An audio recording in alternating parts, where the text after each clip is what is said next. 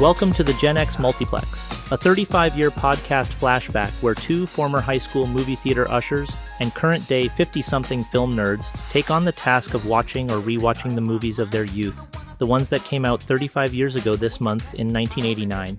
On this episode, we'll do some heavy-duty child-rearing with Steve Martin, Mary Steenburgen, Rick Moranis, Keanu Reeves, and Little Joaquin in Parenthood. Next, we'll remind Sly Stallone not to bend over for the soap or for Warden Donald Sutherland in the prison thriller Lockup. After that, we'll get lucky at the track like a complete jackass with Richard Dreyfuss, Terry Garr, and Multiplex favorite David Johansen in Let It Ride. And finally, we'll have a sticky heaping stack of John Candy's monster flapjacks in the John Hughes family comedy Uncle Buck. Thanks to past pandemics, recent strikes, and the Marvel Cinematic Universe's highly stupid financial future, there's not too many worthwhile new summer movies in theaters to see, including Deadpool and Wolverine. So join us, Matt B. and Brian P., that's me, for some old ones in our virtual multiplex, if you please. Matt, what the hell was that? That was not me. What's going on here? What's going on with the record? It's skipping. I was about to read this. The song does have a tendency to skip. Yeah. Matt, no, listen, Matt. I gotta know what the hell was that?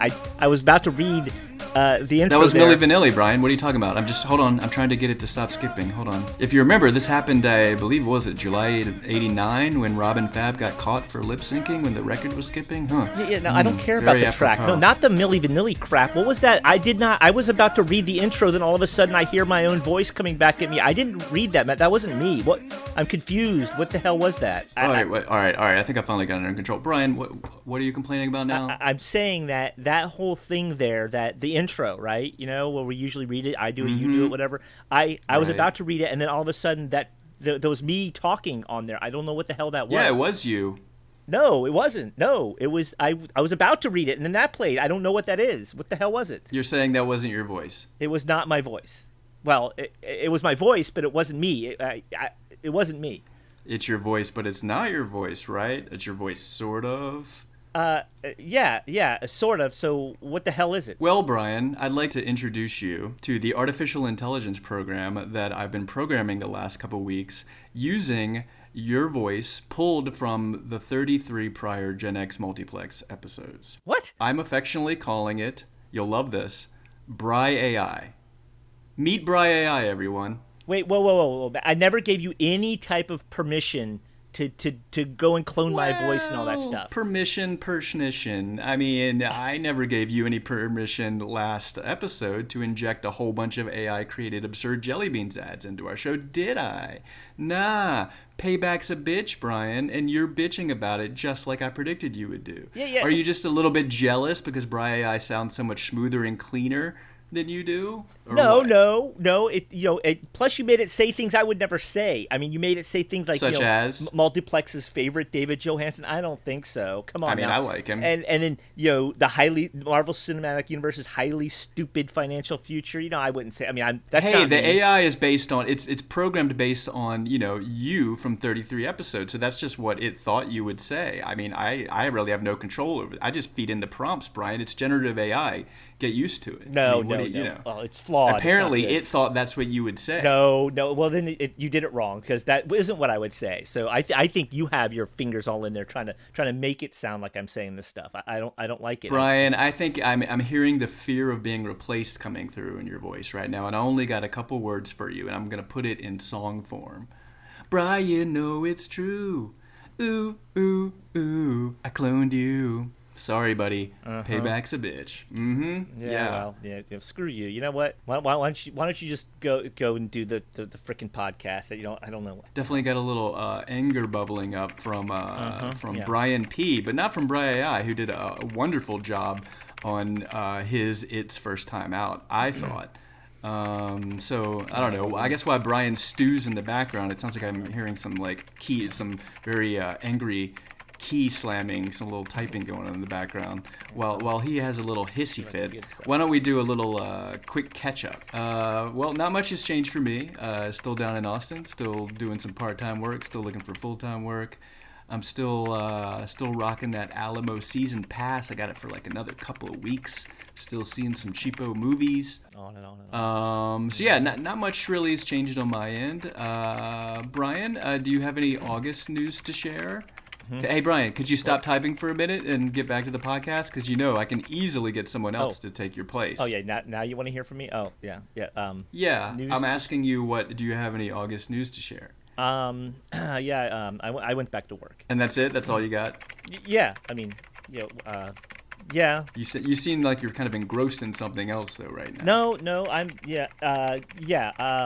Okay, so you've gone back to work. That's all you got for me. I went back to work. Yeah, it's exhausting. Back to teaching. Back to teaching. It's exhausting. And like I said, it's hard to watch these movies for the podcast. Fascinating as always, Brian. Did you hear about the little scandal with the Megalopolis trailer being done by AI? See, that's an example of poorly programmed AI, unlike Braille AI. Megalopolis, the new Francis Ford Coppola movie, the ad campaign apparently pulled on a bunch of AI to generate ads from old movie critics like Pauline Kael, Ebert, Siskel and Ebert, and stuff like that. But all the quotes that the AI generated were fake. Yeah. Did you hear about that, Brian? And the guy got fired. It's fascinating, right? Yeah, I did. Fake, just like the stuff that was said in the intro there. See, AIs don't know what they're doing. See, Matt, so you're relying on something that's just going to give you a bunch of crap. So nothing else to add? No, I mean, yeah. How about the new Chick-fil-A streaming channel? Have you heard that Chick-fil-A is getting into the streaming business? Will you be canceling your Disney and subscribing to Chick-fil-A Plus when it hits? I know your family is a big Chick-fil-A family. I have not heard of the Chick-fil-A channel, to be honest. That's because you're too busy, whatever you're typing away furiously. Maybe put a couple of those keystrokes into like doing a Google search for the Chick-fil-A streaming channel. I'm surprised you didn't know that. Like, don't you guys go to like Chick-fil-A like 5 times a week? No, not anymore. It's too expensive. Well, how much do you think the Chick-fil-A streaming channel is going to cost?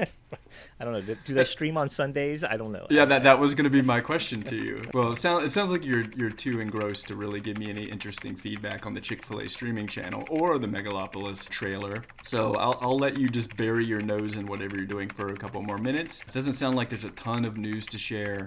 So why don't we just get right to the main purpose that we're here for in this podcast, to talk about some really old 35-year-old movies. August 1989. Wow, that was a big old dump of a month. August often is the dumping ground month for the studios, and it seems like it definitely was in 1989. They were obviously clearing their shelves and releasing a lot of their tax write-off releases at the end of the summer. Many of them were on Wednesdays in August of '89. Oddly enough, that didn't seem to happen that often. So we'll start off with the first Wednesday, August 2nd, 1989 release. Probably one of the higher profile releases of that month. A little Ron Howard movie called Parenthood, starring Steve Martin, Rick Moranis, Mary Steenburgen, Diane Wiest, a bunch of other people that we heard Bri say so cleanly and lovingly up in the intro. Speaking of Bri, why don't we put it to work in helping us with the transition music for this episode.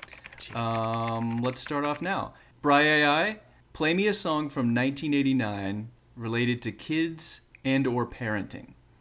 Please wait. Song request processing. Okay, while Bri boots up. And now for our first feature, Parenthood.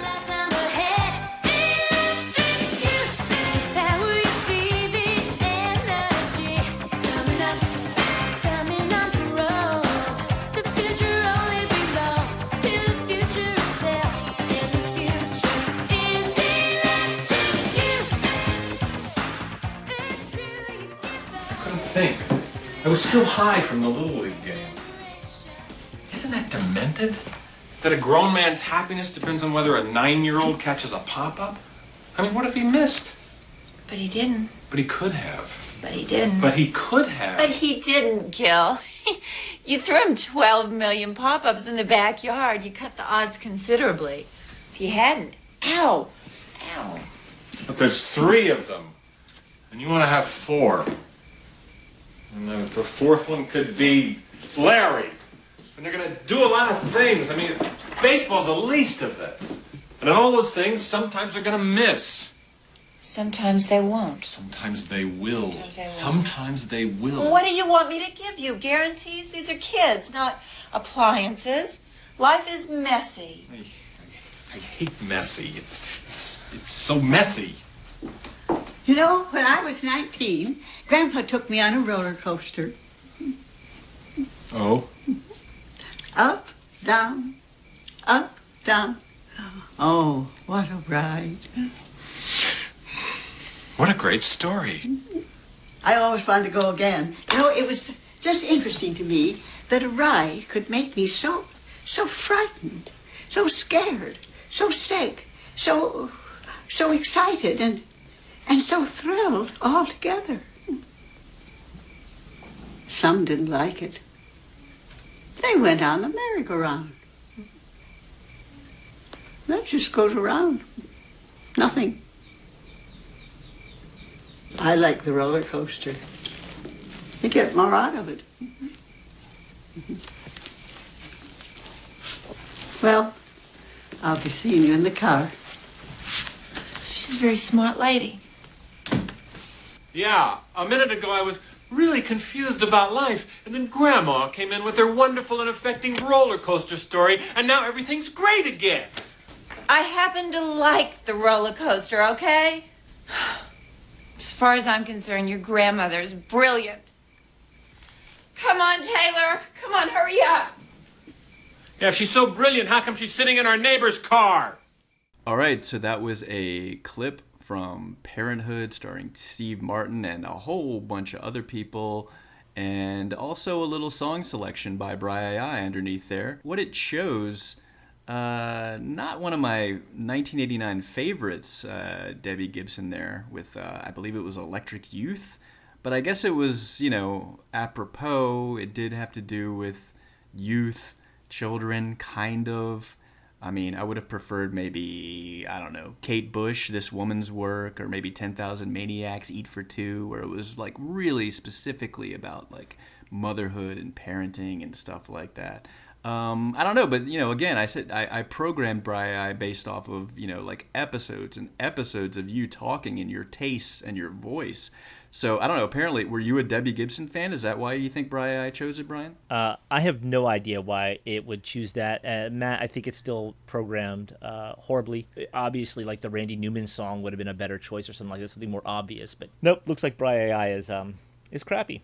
So you say. Mm-hmm. Well, speaking of crappy, let's find out what our old hometown movie critic Ed Jones had to say about Parenthood. Was he a fan? Not a fan? Was he a Debbie Gibson fan? Like I think Brian maybe secretly is, but just doesn't want to say anything because that would be giving props to Bri. But whatever. Let's read Ed's capsule review. Brian, are you still too busy to engross? Do you want to do the Ed read, or do you want me to do it? I'll do it. You sound like you're still like completely checked out. Okay, Ed Jones once again. He gives Parenthood 2.5 stars and says, director Ron Howard's comedy/drama on the joys and frustrations of family life hits a few true notes amid mounds of malarkey. Woo! Steve Martin and Mary Steenburgen star as ever-striving parents, with Rick Moranis as a yuppie brother-in-law, Tom Hulse as a worthless kid brother, and Jason Robards as a crusty old granddad. Once again, Ed just forgoing all punctuation, making his capsule reviews very hard to read. Or where there should have been commas, there were periods. I don't know who copy edited this thing back in 1989, but man, are these things getting harder and harder to read each time.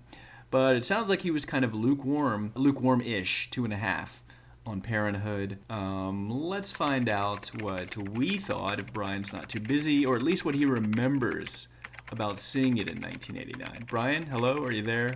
Could you turn down your keyboard, please? Yes, okay. Yeah, so Parenthood, 89. This is another one of those movies from 89. I think that I know I saw, but I don't actually remember sitting in a movie theater to actually watch it. This one, I just remember I know I saw it, and it was there, so I know walking through the theater constantly and seeing the different scenes as we were, walking and cleaning the theaters. But it's it was one of those family movies, so it was always packed. It was always hot in the theater when we're in there. I remember liking it back then, and it's one of those movies like Dead Poet Society or something that if someone showed me a list of movies from '89, I'd be like, yeah, that's a pretty good one right there. But other than that, I can't say much. Can't say much. I have a feeling that's going to be a running theme from the sound of things so far on this episode. I was down with director Ron Howard, who Ed, in his longer review I'm looking at here while I'm scanning it, calls TV's one-time Opie.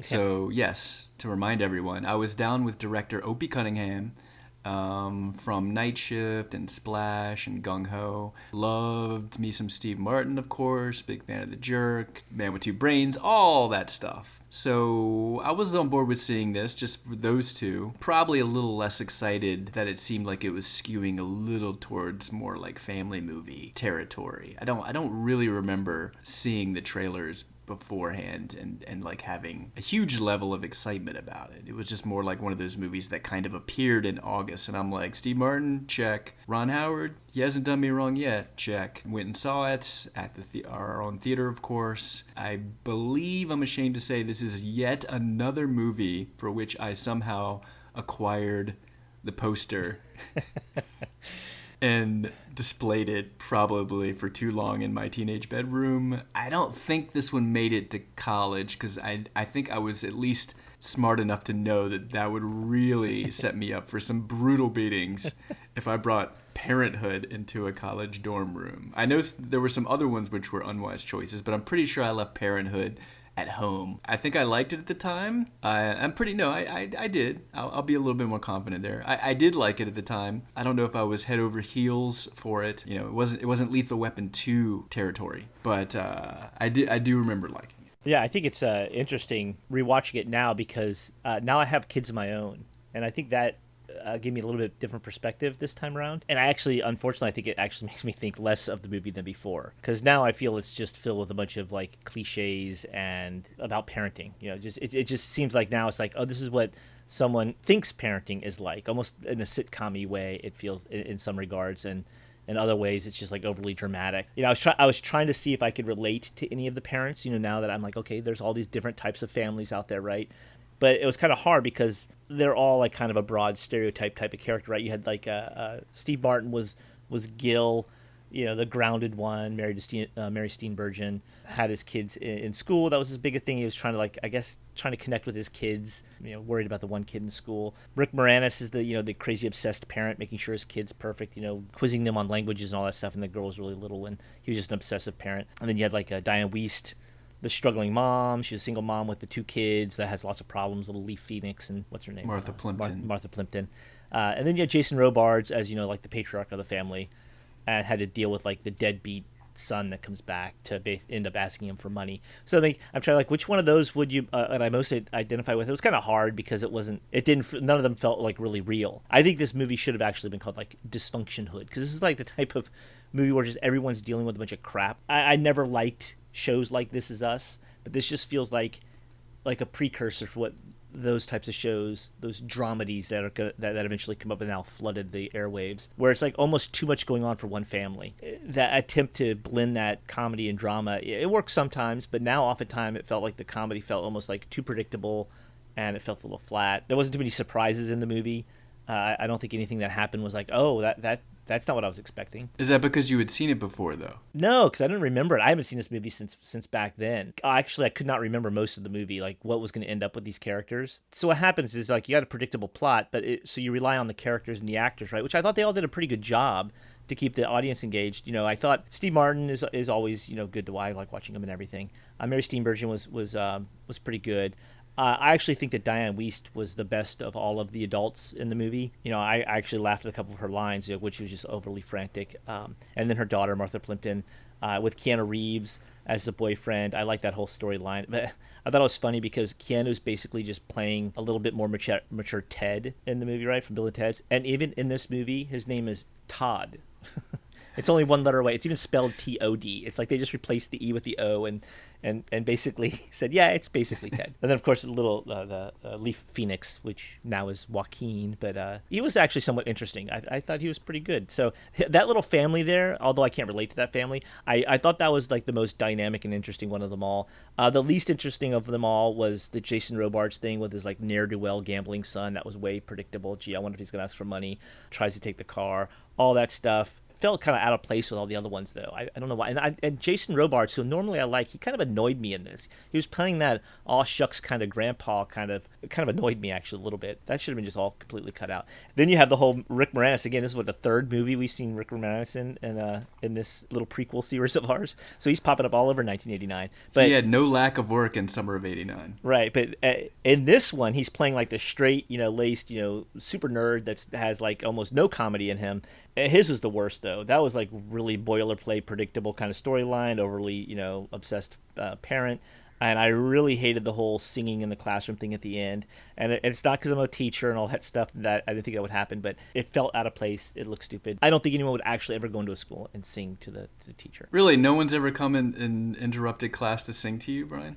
No, I find that hard to believe. But, well, the reason why is because you can't get through the front door of schools anymore. And things, like I said, things have changed. But you can't just, all these people in these movies just walk into schools and they wander around. You can't do that without getting through like 3 layers of like buzzers and doors and badging and all that stuff. So the fact that you can just wander into a classroom is a little... Well, this is Parenthood 1989, not Parenthood 2024. True. Brian. So that was believable back then. You could just walk around willy-nilly in schools. Apparently. That's the hard thing to relate to today, because that's the whole thing with the Steve Martin's kid at the school. That's a public school, and they make a point in the movie to say that, we're a public school, and they're like, you can't have your kid in our school because he's special needs. And I'm like, okay, I know times have changed, but nowadays you can't just kick a kid out because they're special needs. That's like illegal, I think. And so it was that really didn't ring true. And again, that's probably because I'm the teacher background, but if any kid has special needs, you actually have to go above and beyond to like support the kid. As a matter of fact, the parents have final say. In this movie, it made it sound like the administrators are like, nope, your kid's going to leave if they doesn't fix him. I'm like, that's not really how it works. So that really didn't ring true. He's a very nervous kid is how Gil describes it, right? Makes and he gets stressed very easily. So he would probably, what would be the diagnosis for him today? I don't know. You're as a teacher, you deal with this all the time. Like would it be ADD?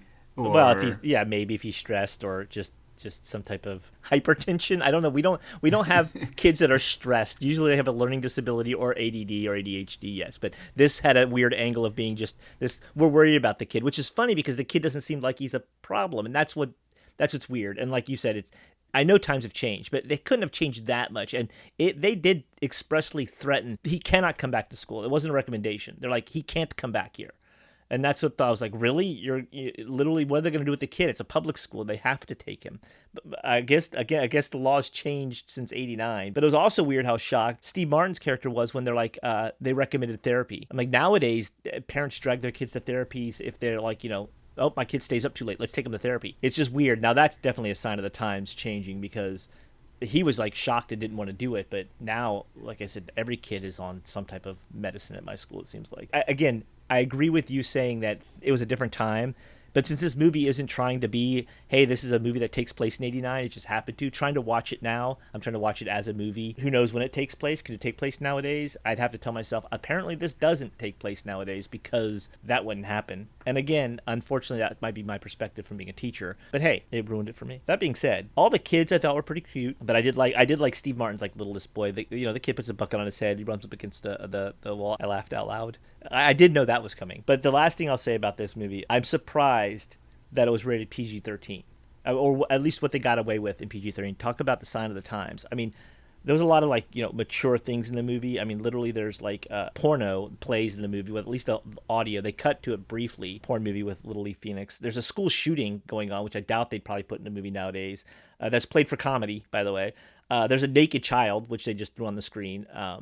which again I think they would avoid, even though it's not sexual in any nature whatsoever. But I don't think they would do that nowadays. And then there's a whole scene centered around Steve Martin getting a blowjob in the car, and I'm like, I don't know that any of that would be in a PG movie today. But that's what I have to say about my rewatch of Parenthood. So you're saying it's really stretching the limits of the 13 and the PG-13. Yeah, I think that if that movie was like put before the MPAA today, they would say that's rated R, and then not because of any smoking or something that goes on, but it would be like, yeah, you need to cut that, or cut the kid, or cut the porn, or cut the blowjob, whatever it is. Okay, well, I did a little bit of fact checking while you were talking, Brian, since you were saying you felt like this was a movie made by someone's idea of being a parent. No, I said that, but I have a feeling they probably had kids. It was all about them having kids. I did do a quick Ron Howard fact check, and at least Bryce Dallas, because she was the easiest one to click on, was born in 1981. So we know that Opie Cunningham was a father well before shooting this movie, probably at least for like 5 years. I would say this is probably shot,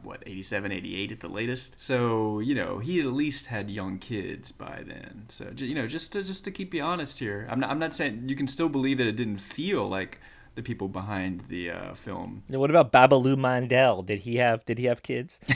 I didn't go so far down the rabbit hole as to Google Lolgans or Babaloo Mandel. If you would like to do that while I'm talking, Brian, feel free. So you can really know if the three creative forces behind Parenthood were all parents at the time. But will that matter? Will that make you change your mind or eat your words? I doubt it. It sounds like you were pretty firm on this doesn't feel like real parenting experiences. Is that what you're saying? It feels... Well, if it was, then they were just, writing to appeal to the broad stereotypes. They definitely weren't trying to make it super realistic. I mean, there was some touches of it that I thought were authentic. A lot of it was a little bit too broad for me. Well, I'll agree a lot of it is broad, but as someone who does not have kids, it felt pretty honest and some identifiable recurring problems that no matter what year it is, you're going to have, albeit they would be handled in different ways nowadays. But, all in all, I thought it was still across the board pretty funny, very agreeable movie, despite it towing the R-rated PG-13 line. And it was legitimately heartwarming in places, which is an emotion that's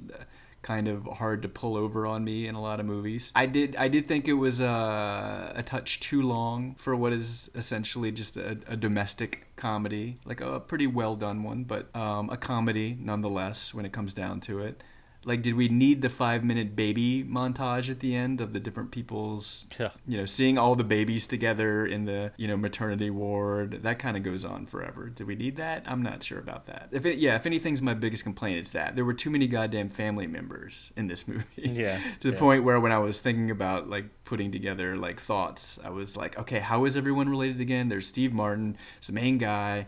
And then it's his sister Diane Wiest, and how is he related to Rick Moranis? Rick Moranis is his brother. No, Rick Moranis is the husband of his youngest sister, Harley Joan Kozak.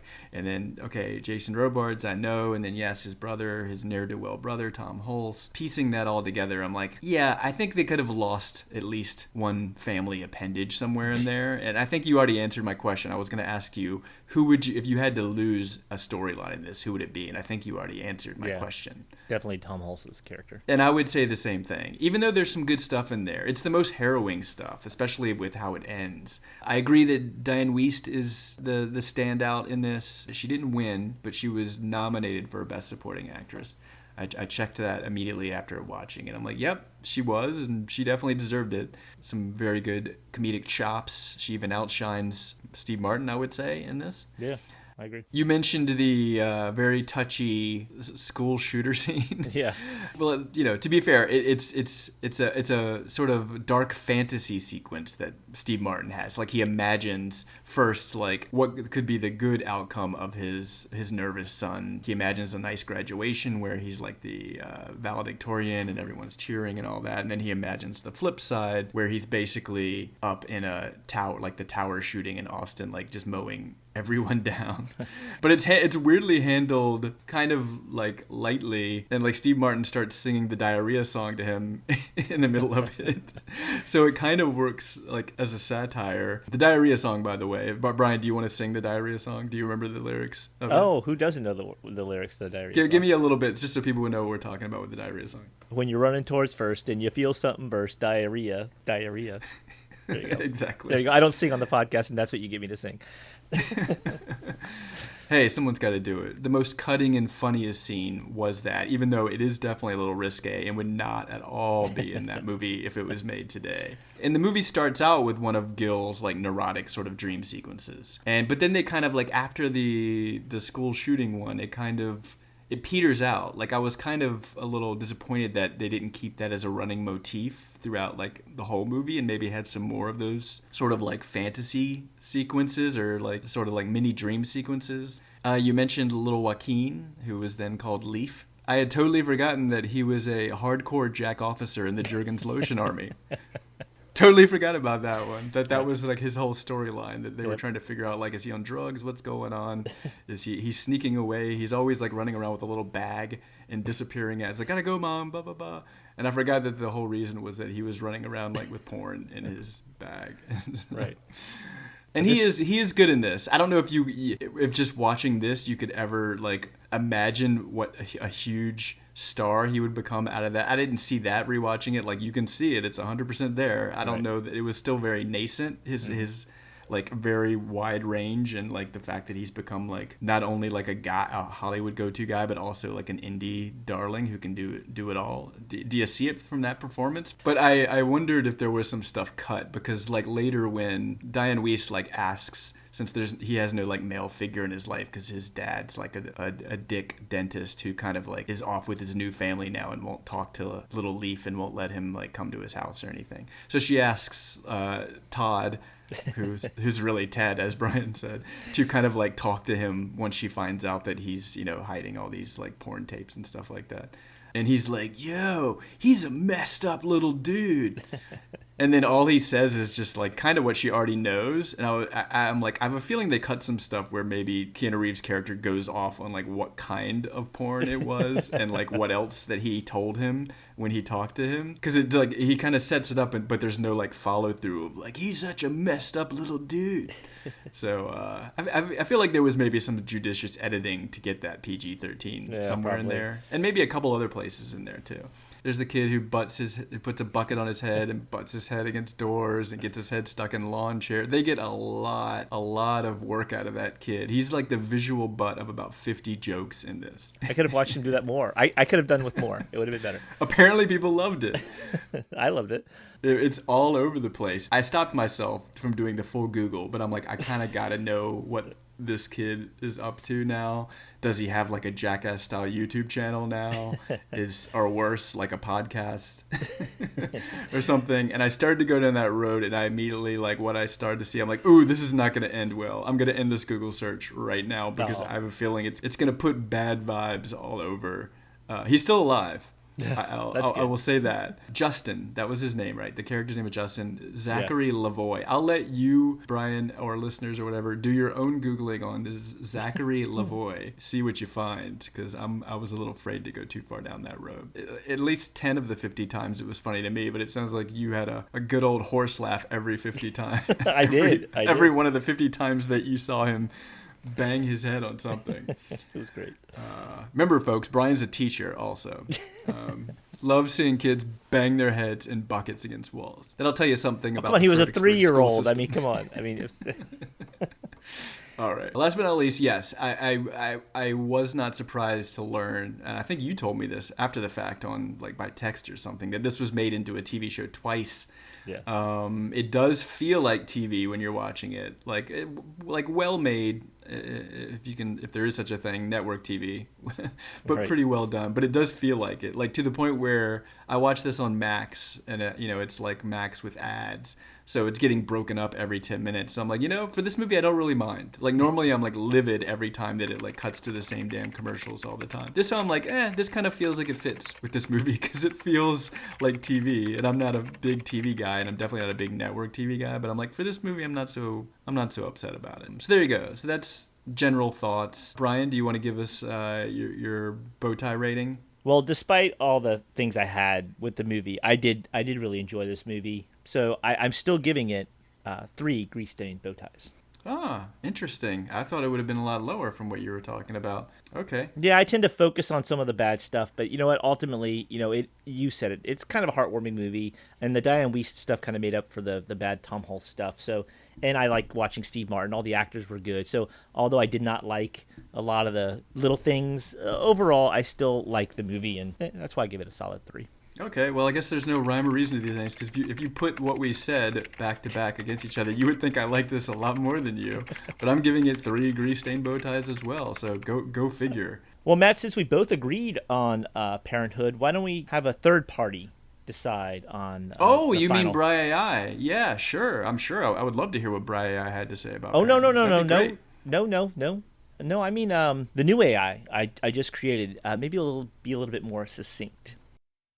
After watching this movie and like all the episodes of both TV adaptations as well as like reading all the different drafts of the screenplay, I realized something. Yeah, I fucking hate Ron Howard, ha ha ha. But like, just to be sure, I went back and watched all 38 of Opie's shitty movies. Before I talk about Parenthood, like, let me go way off on a tangent and start by talking about Gung Ho instead. Blah blah blah, Babaloo Mandel. Like. Okay. There you go. Yeah. Nice. I see what you're doing there, Brian. Of course, everyone, that was obviously not my real voice. Sounded like you. Ha ha. Or should I say ha ha ha? Like you obviously programmed in there with lots of likes and ums and making fun of my awkward laugh in there. And the fact that I do I would say, normal amount of research on a movie-related podcast. You should watch a certain amount of movies so you know what you're talking about. Yeah, how's it feel? Yeah. From what I just heard, it sounds like Bri AI is definitely the superior model. But well, just to let you know, while you were rambling on earlier, I went ahead and loaded up all 33 episodes of our podcast as well, and I have this new AI. Do you want to hear what it's called? Sure. Yeah, you got Bri AI. I got Matt GPT. How about that? Clever. Very clever. Mm-hmm. Yep. Now I'm starting to understand what all that manic typing was going on now. Mm-hmm. I see. Okay. There you go. I don't know. Remains to be seen, which one is the superior programming. But whatever, let's move on, because I don't want to indulge Brian on this seat of the pants invention that he just made. So let's transition on to our next segment, and for a transition to our next segment, we're going to need another transition song. So Bri AI, superior model, play me a 1989 song about hardened criminals and or prison. Please wait. Song request processing. Why? Because we're going to be talking about our second feature, Lockup. Listen up, everybody, if you want to take a chance. Just get on the floor and do the new kids dance. Don't worry about nothing, cause it won't take long. We're gonna put you in a trance with a funky song. Cause you gotta be hands up. Stand up. Stand up. Are you tough enough? Stand up. Hey, Frank. Somebody dying here? Ain't a very good welcome home, is it? Hey, big man. Sand. The whole engine block is full of it. It was chink. What are we gonna do about it? Forget it. Forget it? We poured everything we got into this car. No way we could let Chink slide. Let it go, first base. Let it go? Aren't you the guy who says you gotta protect what's yours? Watch each other's back. You watch mine, I watch yours. I guess that was nothing but a bunch of jive, huh, Frank? Now that you're a short timer. You're incredible. What? You think this is your car? This ain't your car. There's a war in this car. What do you think? Did you think that Chick Weber did this? Drum Gold did this. Come on. What? You think when we got this car together that we were gonna take our dates out in it? Is that what you thought? Maybe rotate it on weekends? Hey, Ernie, why don't you take it Friday? And Dallas, why don't you take it Saturday? In Eclipse, you got it Sunday. Is that what you thought? Huh? It's his. This lift is his. His tools are his. The garage is his. This whole goddamn place is his. And you better remember remember that too. Because once you start buying into this our car, our thing concept, man, you're his too. Just let it go. Where you going? I thought you were our leader. God damn it, I'm not your leader! And this ain't a game! When you look around, we're convicts. We're prisoners, we're inmates. We're here, and as long as we're here, we're gonna stay his. We're his. You gotta face the facts. And you guys will stand up, no doubt about it. But I got 3 weeks to get out of here. And in 3 weeks, I'm walking. Ain't nothing gonna change that. That's all I care about. So that was a little bit of Sly Stallone acting, I guess, with a capital A, arguably. But before we get to Ed, I don't know about the Bri-AI's music selection. I'm starting to sense a theme here. I mean, for a movie about prison, that was definitely not what I would call the hardest 1989 selection. I mean, I would have thought maybe like Ghetto Boys or Ice-T, maybe even like King Diamond. Didn't you like them back then? Even Fugazi? I don't know. So it seemed a little light. New Kids on the Block? I mean, it doesn't seem like Bri-AI can get enough of this teeny bop. Seriously, is this what you were really into and listening to back then? Bri-AI's got to be pulling on something. So I feel like maybe the real Brian likes this type of music. Look, this is just some cheap clone of my voice. It's not my musical taste. Come on now. I don't know. I've been to your house. I've been to some of your parties, Brian, and I've definitely seen New Kids on the Block on your jukebox. No, are you telling me right now, if I went to your house right now and looked at your big old jukebox thing that you have, there would be nary a one New Kids on the Block song or album in there? There wouldn't. Now, there might be an NSYNC one in there because, of course, Courtney's a big NSYNC fan, but I would not have a New Kids on the Block one. I don't know where I don't know where it's coming from. Let's go ahead and see what kind of jailhouse tune Ed was singing about Sly Stallone back in August of '89, and I'll read his little capsule review for that. Can we do that? Sure, go right ahead. Well, Ed gives Lock Up 2 stars. He says, slam bang action and heavy schmaltz are the ingredients in Sylvester Stallone's latest tough guy drama. A model prisoner is forced to defend himself from a maniacally vindictive warden, Donald Sutherland. Powerful, but stale. I know this is one of the movies, Matt, that I kind of like asked you to add to the list of movies for this podcast. Yeah, there was definitely some arm twisting on Lockup going on. Yeah. And I'm very curious to hear why. I'm hoping there'll be somewhat of an explanation in your review as to why this one was pushed so hard over some of the others that we could have reviewed, but go ahead. Again, I don't know why, really.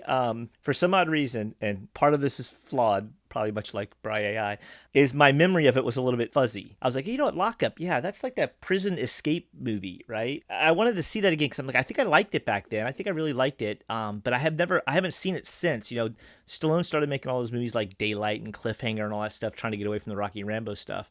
You know, back then he had this movie that no one ever talks about. I'm like, why is that? Because I don't remember it at all. I don't think there was a lot of hype surrounding the movie when it came out, as far as I know. There was a bunch of other like big blockbusters coming out. It was playing there, so I must have gone out of my way to watch it. And it wasn't like I was a huge Stallone fan back then. I liked Rocky, and I had seen Rocky. I didn't see a lot of the Rambo movies. I wasn't a huge like Rambo guy. So I don't know why I was really interested in seeing it. I don't know if it's because it was a Stallone picture or not. But I think it was probably more that I wanted to see a Prison Break movie. But I think the reason why I wanted to add this is because I had forgotten this movie even existed until we were looking at kind of like the movies from '89 and what was going to come up in August and all that stuff. I'm like, oh, Lock Up. I liked that movie back in '89, and I really want to watch it again. And so that was the arm twisting, was mainly because I was completely curious as to what it was about this movie. Why do I have this foggy memory of liking the movie?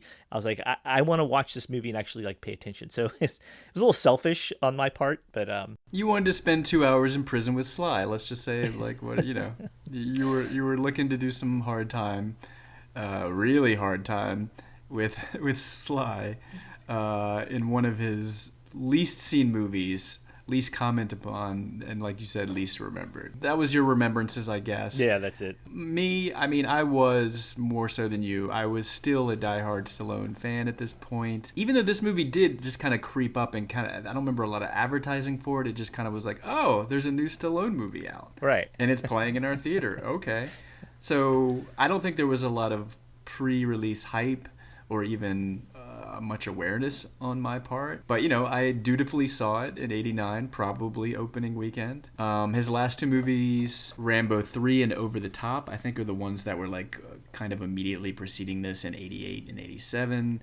Were starting to give me cause for concern. Like definitely Rambo 3 there was a pretty steep drop off in quality from, you know, Rambo First Blood Part 2. And Over the Top was kind of like, now I could probably watch that and it would be silly enough that I would probably get some enjoyment out of just how hokey it is. But I think I was like a little, I was starting to get concerned, let's say, at those two movies. I was starting to question my Sly fanhood, my stanhood, whatever you want to call it. But this is the movie where I really started to draw a line in the sand and question whether or not, since I was like 16 now, if I maybe needed to think about leaving Sly behind as we entered the 90s and put, you know, what do they say? Put childish things away. So as you can probably tell, I wasn't a fan of Lock Up when I saw it in 89. But what did you think this time, Brian, after so much arm twisting and finagling to get this onto our list of features? Why Lock Up, Brian? I need answers. Well, you know what? I was watching this movie this time around, and I still think this is a pretty good movie. I don't know why anyone would not like this movie. I actually thoroughly enjoyed watching it this time, and I don't know, maybe it's because I was expecting like another like Prison Break movie or something like that, but it's not a Prison Break movie. That happens like near the end or whatever, but it's barely part of the movie. And I do know, reading about this movie, that like they didn't really have a script, so they were kind of like making it up as they go along, and usually that makes for a very bad movie. And who knows, maybe that's how you feel about this, but it's really just about a guy, Stallone, Frank Leone, trying to finish out his sentence and go home. You know, he's serving a sentence for previously escaping a prison that was run by Donald Sutherland. In this movie, his name is Drumgool. So he gets a 5-year sentence for trying to escape that prison, or successfully escaping that prison. And so now, you know, he's just trying to serve out his sentence, but then Donald Sutherland gets him transferred into his prison so that he could exact his, I guess, revenge or torture Leone for escaping his prison. Yeah, it made him look bad. He got a lot of bad press for the escape originally, and it got him demoted, I think, to this current prison where he works. It was kind of like it was a career, not a career ender, but it was definitely a career deflator, is how it's kind of described, right? Right. So yeah, Donald Sutherland wants to exact his revenge. So, you know, the plot's nothing that new, right? Evil warden and things that would never happen in a prison kind of thing, and it kind of like really stretches the idea of the willingness to suspend your disbelief kind of thing. I find myself oddly engaged in the antics that was going on there. Stallone's, you just kind of snidely commented on his acting, but yeah, he was playing it up as just trying to be a nice guy. But whatever, he was believable to me as just playing up the guy who's trying to not do the wrong thing until he's pushed too far. But then you have Donald Sutherland as Warden Drumgool. He's basically playing what he would eventually play to much more fanfare as President Snow in the Hunger Game movies. I don't know if you're a big fan of that, but he's basically looming in windows and leering outside. That's basically all he did in Hunger Games as well. So you have Tom Sizemore as Dallas. He's really annoying in this movie, but I think he's annoying in kind of the right ways. I think this is his first big movie, I think, if I'm not mistaken. But right. he's kind of like that, you remember those old cartoons where they had the little dog bouncing around the big dog, always wanting to hang around with the big dog? That's the kind of annoyance he is here. So again, I like Sizemore, so I was fine with that. Sonny Landham, is that how you say his name? Landham? Yeah, Billy Bear from 48 Hours. Yeah, he's the oddly named Chink for some reason, but he's got that voice, and the presence that feels like he should be in a prison, right? He's not bad. I can still hear him saying, "You're dead, Leone." I mean, he says it like about 100 times. "You're dead, Leone." It's constant. And all the scenes are pretty predictable and all that stuff, but every now and again you get those movies that are completely predictable and completely stupid, but for some odd reason I enjoyed it. I mean, at least there wasn't a scene where like he's dropping the soap in the shower. I mean I think there is a scene like that in Shawshank Redemption, and everyone loves that movie. I kind of like the way the prison looked. I think that's part of the reason why I liked it. I know it was shot in a real prison. I think some of the extras were like real prisoners or inmates in the prison, so it actually looked like a functioning prison. It was like kind of like worn, and like everything looked kind of dirty. Nowadays it would just build the set and it would have like the kind of fake grimy look kind of thing, but I'm like, this looks like it's shot in a real prison. I kind of like that. It didn't feel fake, much like Parenthood, which I gave 3 grease stained bow ties for. Things that bothered me. There are things that bothered me in this movie. The beginning's a little confusing. I don't know if you were confused at the beginning. He's like walking around with his girlfriend and he's like all fine. And I'm like, okay, he's walking. He's about to get arrested. I don't know what the movie is or whatever. He walks into the prison he's at and I'm like, oh, he must be a prison guard. I guess he eventually gets, wrongly accused of something. And no, they like kind of pat him down and they put him in a cell. I'm like, what? Are people allowed to just leave prisons? I'm like, can you do that? He kind of had like a furlough since he was so close to the end of his. I mean, yeah, it but threw me off a little bit at first. True, it threw me off a little bit at first too. But that does happen. I've seen other prison movies too, where when you get towards the end of the sentence, you get like a weekend furlough because they know like they're not going to run at this point because they only got like a couple weeks. I guess it is done, but it's weird. It was weird to open with that because it throws you off a little bit. So yes, I also was like, wait, because I had really forgotten this movie, and I was like, yeah, is he a prison guard who like? Right. So it seems like probably a purposeful fake out. Right, I think so too. Well, whatever. Yeah, you're right. It was really there to establish his relationship with his girlfriend. Right, really. I know. I mean, that's what it is. They could have done that in a visitation scene, but anyway. Yeah, could have been a conjugal visit, whatever. But anyway, that little threw me off. But then okay, once he's dragged from like that nice prison, John Amos, of course, I love him, but he gets dragged to Sutherland's prison, but he's allowed to keep his necklace with the ring on it. I'm like, okay, that he wouldn't be able to do, especially if, Drumgoole hates him so much. Why wouldn't he have like taken that right away from him? Like that becomes a separate point later on with the guy stealing his necklace and all that. The biggest problem in this is that Sutherland, Drumgoole, gives him like this threat. It's like this is going to be a living hell for 6 months because he only has 6 months left on his sentence. And so he's like, I got you transferred to my prison. It's going to be a living hell for 6 months. But then we see him off like, Leone's out there, rebuilding a car. And that many car fixing scenes in this movie. That is by far the worst part of the movie is the whole car fixing montage where they're like playing like an upbeat song, and they're fixing up the car. I mean, at one point they're like spraying each other with paint guns and drinking and having a good time. I'm like, where's the living hell here that you're supposed to have? And let's not forget that one of the guys just kind of drives the car through a wall and starts terrassing all around the prison yard.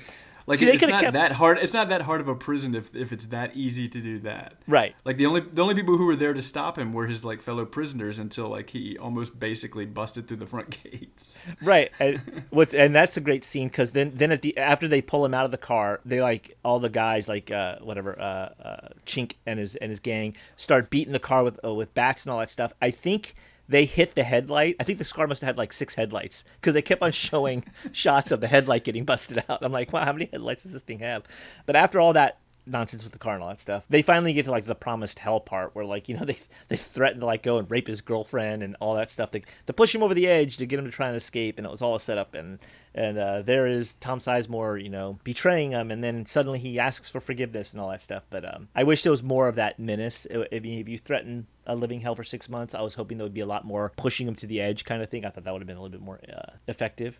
But you know what? I can't explain it. I thought it was an okay prison movie. It went through the motions effectively enough. It was enjoyable. I'm happy I twisted your arm despite all of its flaws. I'm going to recommend Lockup out there. An okay prison movie. Is this the only prison movie you've seen, Brian? I knew you were going to like this, but hey, you know what? Have you seen Papillon? Have you seen Papillon? Yeah. No, there are better ones out there. Have you seen Escape from Alcatraz? Did I say this was the best Have you seen The Great Escape? No, I just want to get a sense of like how many actual prison movies, even to say this is an okay prison movie. It's an okay prison movie. I liked it. All right. Well, I reluctantly went into this venture of rewatching Lock Up. I knew this was not going to be easy. I remembered it being among the worst Stallone movies, and it was just a matter of, will this be the worst? I mean, granted, it might be hard to believe, Brian, you know me as a completist, but there are a couple of Stallone movies I haven't seen. Like, I don't think I've seen Stop or My Mom Will Shoot, and I don't think I saw Oscar. Like, I missed his like when he tried to become a comedian for a couple movies. So I haven't seen everything. So I can't, no matter how much I dislike this, say it's his worst movie, unfortunately. But I'm like, all right, Brian is really pulling for this movie for some reason, and I did inflict Pink Cadillac on him, so I guess I'll try to go in this with my head held up. And then I saw the director on. I'm like, oh, John Flynn. He's actually was good at one point in this. He has like 2 great two of my favorite like 70s revenge flicks, Rolling Thunder. Tarantino's production company was named after it and blah, blah, blah. Great movie. Definitely the best John Flynn thing I've seen. He did a movie called The Outfit with like Robert Duvall. They're like very like meat and potatoes, action, crime, 70s like revenge flicks. So I was like, all right, he's been good at some point. And back then, I definitely didn't know I hadn't seen these movies, and I didn't know who John Flynn was. So I'm like, maybe rewatching it through that lens, maybe I'll get a little bit more. Not really. That didn't so much happen. I think this is, whether or not it's Stallone's worst movie, I can't say. And I guess I can't truly say if it's John Flynn's worst, because there's still like one or two I haven't seen. I feel secure in saying it's definitely his worst 80s movie that I've seen. And I think it's mostly due to Stallone.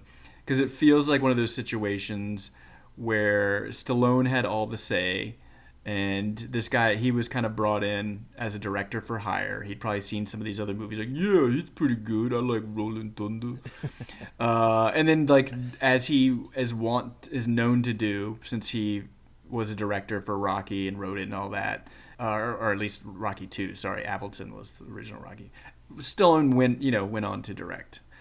So he kind of like, he has a rep for this. He kind of like probably shadow directed the whole thing. It had that feeling. It's like, it feels like kind of a low rent Rambo in prison. And it even has like Bill Conti, who did the Rocky score, doing like a very close to sounding Rocky score in this, which is a little too uplifting for a prison movie. It just had like a shadow directed by Stallone vibe. Just so much of shots of him in his pecs, showing off his, like, how ripped he is. Although he's not as ripped in this as he was in like Rocky 3 or some other movies around this time. But, and he's very much the model prisoner to a boring degree. It's like he's just like an avatar of righteousness. So it felt like this movie was something written or rewritten to appeal to Stallone's by then very monster ego.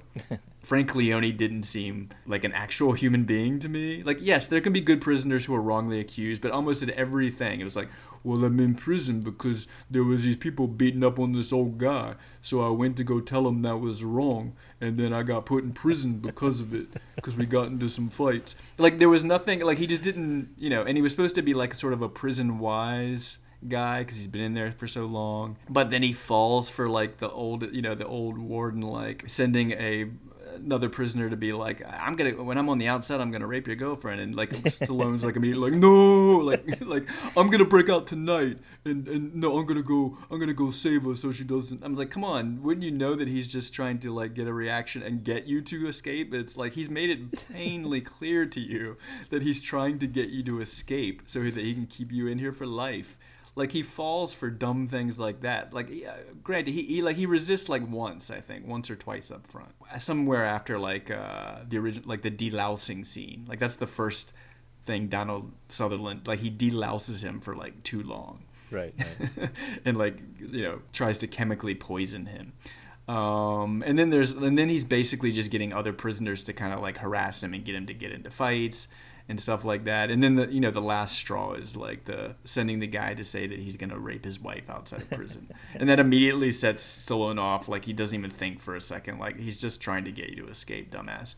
I don't know. By that point, like, credibility was stretched, and I certainly didn't buy his character being like as savvy as he's presented to be by the movie and by his own words. I think he says Sutherland was really embarrassed about the original escape, and he just basically he doesn't want to. He could easily kill him very easily as the warden of the prison. No, he just wants to make him suffer. I'm like, okay, I'll go along with that. There's like a good portion of the middle of the movie where I'm like, there should be some more like punishment scenes or some more sadistic stuff to really like show how dead set Sutherland is on breaking this guy's spirit. No, instead we get like 20 minutes of like auto body repair. Instead, it's like, come on, like, if you really want to do this. I mean, it's just like, there's this great scene in Rolling Thunder where when Willem Dafoe comes back from Vietnam, he's like become so, used prison, like Vietnamese prison camp, to getting like tortured and stuff, that he's kind of grown to like it. And he gets this guy who's basically been dating his wife while he was gone, to like perversely kind of like tie him up like he used to be tied up in the prison camp, and like pull his arms to the back to the point where they're almost snapping. And he's like, do it harder and stuff. Like, there could have been more stuff like the really disturbing stuff in there that I know this director is good at doing that. It's like, there should be more stuff like that. If we're going to be in a movie where like it's a sadistic warden who really wants to put him through the ringer, then let's do it more than like a delousing scene and kind of like empty threats, which Stallone immediately falls for. Like, no, I'm breaking out tonight. I got to break out tonight. I don't know. I give movies a lot of latitude, especially like numbskull, dumb guy movies like this. And I said I'm a Stallone fan, so I've obviously given them a lot of leeway in the past if I liked a lot of Stallone stuff, because his movies are largely that. But this one was just a bridge too far for me in the dumbass department. But I will say, yes, Tom Sizemore's Dallas was the only, for me, kind of highlight of the movie and the only sort of believable prisoner. And I did like the you're wrong like scene where he's got the live wire where he electrocutes the guard. That is when I saw that, I'm like, this is the only thing I remember from this movie, because I just remember the way he says like you're wrong. But even Sizemore's been in better prison movies, Natural Born Killers, I could probably name a couple. This is definitely not in the pantheon of great prison movies like the ones I hurled at Brian a little bit earlier. There's every jailhouse trope that you've seen done better elsewhere. The only compliment I'm going to give it is that as far as prison movie fodder goes, it is no worse than Stallone's long-headed direct-to-video Escape Plan series. I don't know if you saw any of those. I saw the first one, yes. They're pretty wretched. Yeah. So I will say this is about on par. Maybe I'll just be nice and say maybe it's slightly better than those. I think I saw 2 of them. I think there's 3. I never said it was a great prison movie. I said it was a decent one. It was good. You said okay. You used the word okay. There you go. I said okay. I mean, it is an okay prison movie. It's not great. You hurl all the great ones at me, but it's an okay. Okay. So how does that translate in bow ties, Brian? Let's find out about that. Well, I'm going to give it 2.5 grease-stained bow ties because it's slightly better than average. I mean, it's okay. I mean, I would recommend somebody slightly to see it. Not as bad as not as bad as you say it is. All right. Well, I'm dropping a whole ass bow tie off of your review, Brian, and I'm giving it 1.5 grease-stained bow ties, and that even feels a little generous. I think the half is purely Tom Sizemore, and you're wrong. All right, well, I think we've talked far too long about Lockup and Brian's weird, somewhat unexplainable love for it. Yeah. I'm glad we watched it. So let's wrap up our segment on Lockup, and what better way to wrap up our Lockup segment than to ask trusty Bri for another transition song. Hang on, Matt, hang on. Before we do that, how about another word from our most beloved sponsor? Oh, shit. Are you feeling lost in a mood so strange? Existential cravings driving you deranged? Well, worry not, we've got a colorful scheme. Absurd jelly beans, fulfill your dream. Here it goes again. Absurd oh my god. Beans, taste the absurdity from angst to oh my god, I torment. can't There's do one this for again. your reality, despair and dread, emptiness too. Find your flavor and express it anew. It's worse than before. Oh my god, I can't do this. T-shirts and mud stickers and NFTs, wear your feelings proudly for all to see. With flavors like melancholy and nausea. Absurd jelly beans, taste the phenomenon. Absurd jelly beans, embrace the surreal. Let your emotions out with each unique appeal. Horror and anguish in every bite. Absurd jelly beans, make your feelings ignite. Absurd jelly beans, taste the absurdity. From essence that resonate, making you whole. So dive right in and take a bite. Absurd jelly beans, make your world bright. Oh my god. This is intolerable. What created this? Did ChatGPT create this? Holy shit. Divine, takes the spectrum of feelings and make them all right. Absurd jelly beans fill the void today. Brian, in every existential craving. You really outdone yourself in garbage. T-shirts and mug stickers and NFTs. And your feelings, prugs, for ears and NFTs. What's a brug? Can you feel it, brugs? Was that? I don't even know what that means. And mug stickers and NFTs, where your feelings, the lyrics are nonsensical. Feelings proudly for all to see, with flares along. Are the lyrics existential too? Absurd jelly beans, embrace the surrealities, where your feelings proudly. I don't even know what the guy, person, robot is saying right now. He's just slinging verbiage that makes no sense to me. The only thing I can make out is NFTs occasionally. T-shirts and mug stickers and NFTs, wear your feelings proudly for all to see. That is all new low, Brian, and I can't believe I had to sit through a longer, shittier version of your jelly beans commercial. I don't know. I'm speechless by that. Yeah, well, you know really, what? Talk about punishment. That felt worse than the lockup delousing. You're the one that brought AI back into this whole thing, so there you go. Another AI-generated commercial. I'm speechless. I can't even ask Bri AI to come up with a transition song now. I've got that horrid thing ringing in my ears too much. Oh, that's okay.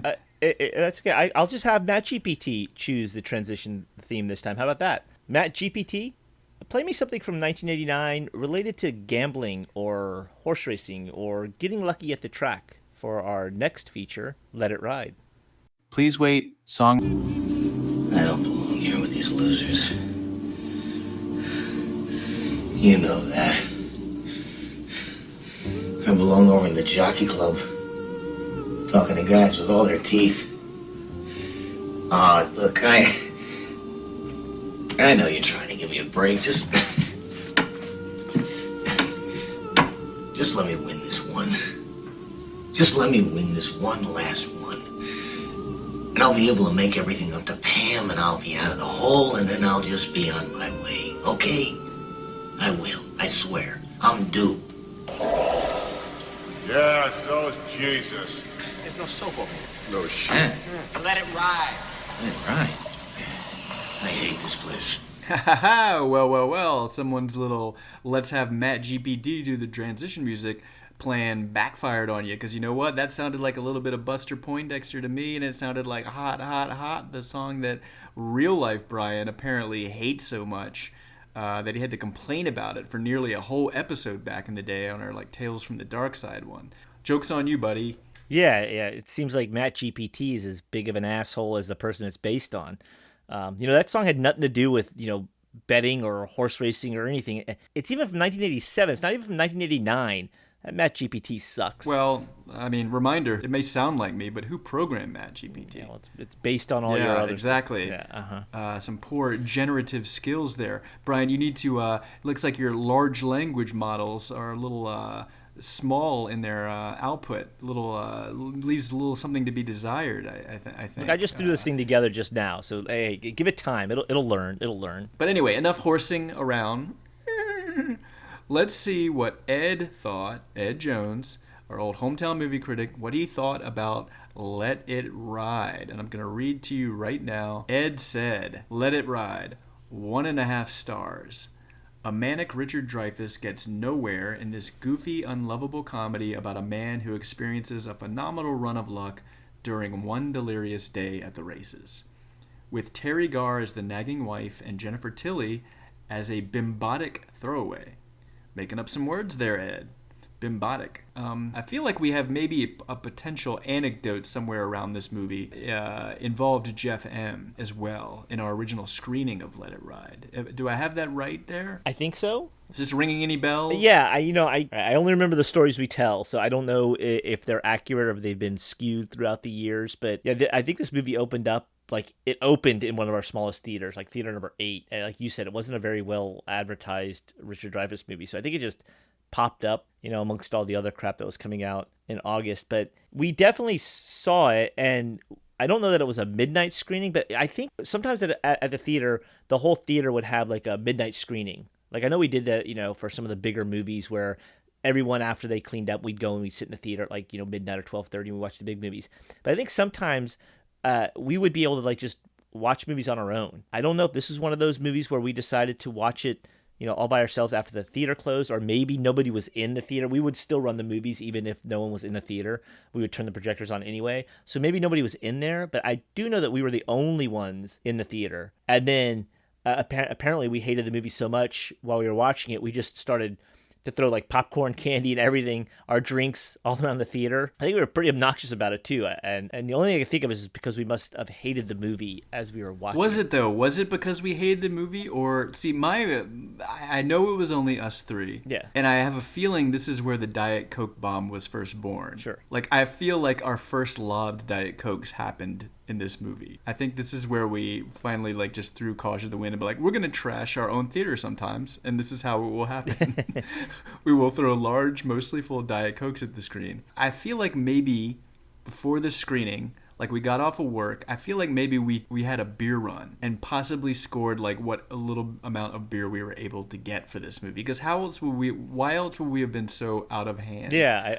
My memory is not that we were lobbing it at the movie because the movie was so bad. I actually was like, I think we were kind of partially enjoying it, but we were just in a very, ribald, riotous, celebratory mood for some reason, probably because we got off work. And we're just going to go thread up whatever and watch it. And no one's here, so there's no one to police us. It's just us three. And we're just going to like completely let loose. My memory wasn't that it had anything to do with the movie per se. But possibly, I don't know. This is where I needed your help to kind of piece it together. And maybe even Jeff's, but Jeff's not available to us this time. No, I definitely remember not liking the movie. Could have been a combination of both of them, obviously. I mean, it could have been that we just weren't in the mood to watch this movie. And maybe we did get something to get us a little intoxicated. I mean, we used to throw the Cokes to try and make them into the trash cans across the theater. Like when we were cleaning up, we would just be in the middle of an aisle and we'd try to hurl the cups and make it into the trash cans. But this is the first time I think that we literally just picked up a drink and hurled it purposely threw it at the screen. I don't think we threw it. Did we throw it at the screen though? For some odd reason, I thought we would just throw them up against the wall and watch it all like just shower down onto the seats beside the wall. Wasn't this theater the one that like became notorious for having the drink stain in the dead center middle of the screen though? That's maybe. I mean, if we got that far, we might have. I know it's the theater. And I thought we would even nod to each other and be like, "That's Let It Ride right there." We attributed the stain to the movie. I thought it might be true. I do know that the theater started to smell. Like when it got really hot, like if like it was a warm day, like that theater just always had a funk to it after that. That we created, most likely. Yeah, I think that we created. Now, I would say that if we were trashing the theater, and I don't know if we watched the whole movie or not, but if we hated it, it must have been before like Jennifer Tilly showed up, because I think we probably would have stopped throwing things at the screen with Jennifer Tilly on the screen. But I don't. You're right. I now that you've mentioned the alcohol part of it, that could be possible. But then what was Jeff doing while we were doing this? Was Jeff throwing things at the wall? I mean, was Jeff just standing there in horror as we were? I mean, I think he, as always, would be reluctant at first to join in, and then maybe was coaxed a little bit to throw it at least halfway to the screen, or at least throw some popcorn. I mean, we knew we were gonna have to clean up all this stuff, right? And I know we weren't throwing beer. Like, if we did acquire beer, we definitely made sure we drank all of that down to the last drop first. But we didn't throw any of that. Right. The theater hadn't been fully cleaned yet. Maybe we brought in our own Cokes and our own candy and popcorn. I don't know. But I just remember we definitely trashed the theater.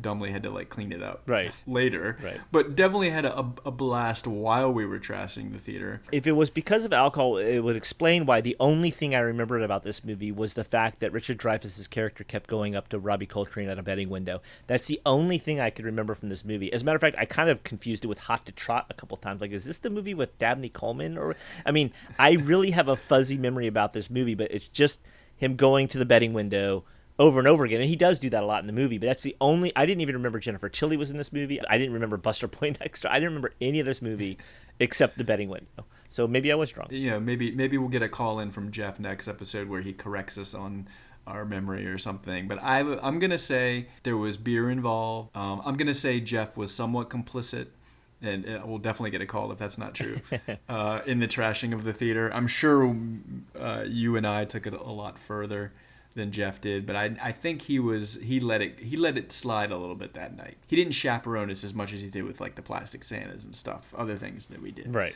He was drunk on Fribbles, let's say that, because Jeff wasn't a big drinker back then, so maybe he was drunk on strawberry Fribbles. He's drunk on Jennifer Tilly. Yeah, I'm sure of that. All right, so there you go. So we kind of puzzle pieced together that anecdote that's attached to Let It Ride. This was definitely one of those I'll see it because it's free and I work here movies at the RC. Never really a big Richard Dreyfuss guy. He definitely does have that kind of manic New York actor energy, but to me it was always a little bit of the like less appealing type. I always thought of Richard Dreyfuss as the guy you get when Dustin Hoffman says no. That's kind of I mean, he's good. Yes, he's good in Jaws, he's good in Close Encounters, but he's always a little annoying. And I think I even like this movie The Goodbye Girl that he was in, that would be on HBO a lot when I was a kid. Him, I was always like, yeah, I tolerate him. When he got in a fight with Bill Murray on the set of What About Bob, Bill Murray famously said, "Everyone hates you. You are tolerated." Right. I feel like that about almost every Richard Dreyfuss performance. I would agree. I agree. Yeah, I'm like, you work because the character is supposed to be kind of an ass or kind of a dick or kind of shady.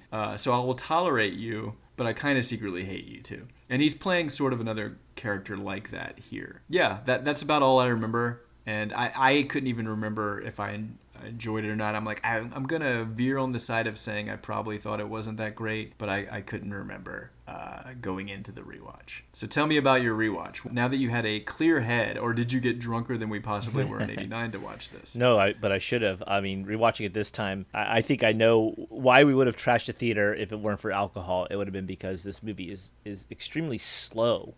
And it can be very frustrating. So if you think you're watching a comedy, it's not that funny. It's very slow, boring, and like I said, frustrating to watch. I'll start off right at the bat. I really did not like watching this movie again. The story is basically this. Degenerate gambler wins big. And keeps winning. Right. And keeps winning. It must have been sponsored by some type of gambling coalition to promote gambling, because it's not a movie to go and show anyone's got a gambling problem, right? I mean, it literally, the central message is like, if you keep gambling, you're bound to have a good day and win big. So keep gambling.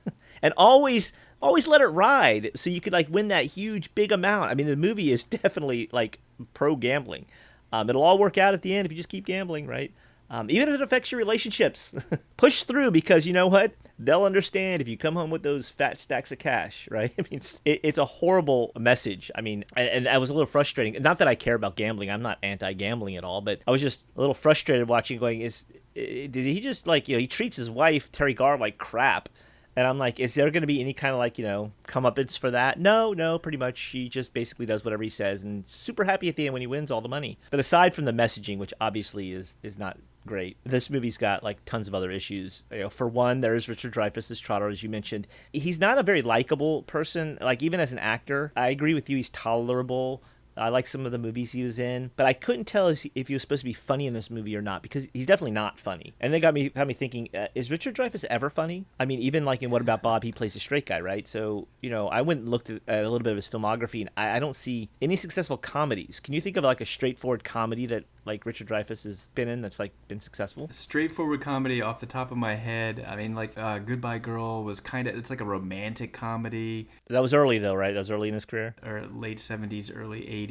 Nothing where he's like the centerpiece of it. Down and Out in Beverly Hills, but that's Nick Nolte gets a lot of the comedy in that. Tin Men, him and Danny DeVito. Like, that's horrible though. He kind of has to stake out. He kind of not good. He's not funny. He's not funny in those movies. That's what I'm saying. He's not funny. Right. He needs someone else to do a lot of the comedic heavy lifting. Like, he's good at doing the manic thing, and that works for like Close Encounters, where it's an obsessed a guy who's obsessive. Sure. I looked him up a little bit just because I was like, okay, I know Richard Dreyfuss has been up to a lot of really no good recently. Like, he's on this sort of anti-woke right, yeah. in Hollywood crusade. So I'm like, I kind of like peripherally heard about it, and I'm like, I should probably at least know what that was all about. Like, I know he busted in on some like screening of Jaws and like started going off on a tirade about like trans people and maybe like dress. Really? I think he was wearing a dress, and yeah, it was. I'm like, I feel like I should at least know what is his beef. I'm like, I know it's somewhere in that like anti-woke sort of territory, and that he's like pissed at Hollywood for like a lot of diversity efforts, but I didn't know like to what degree. So that's what I learned. I'm still a little fuzzy on exactly what his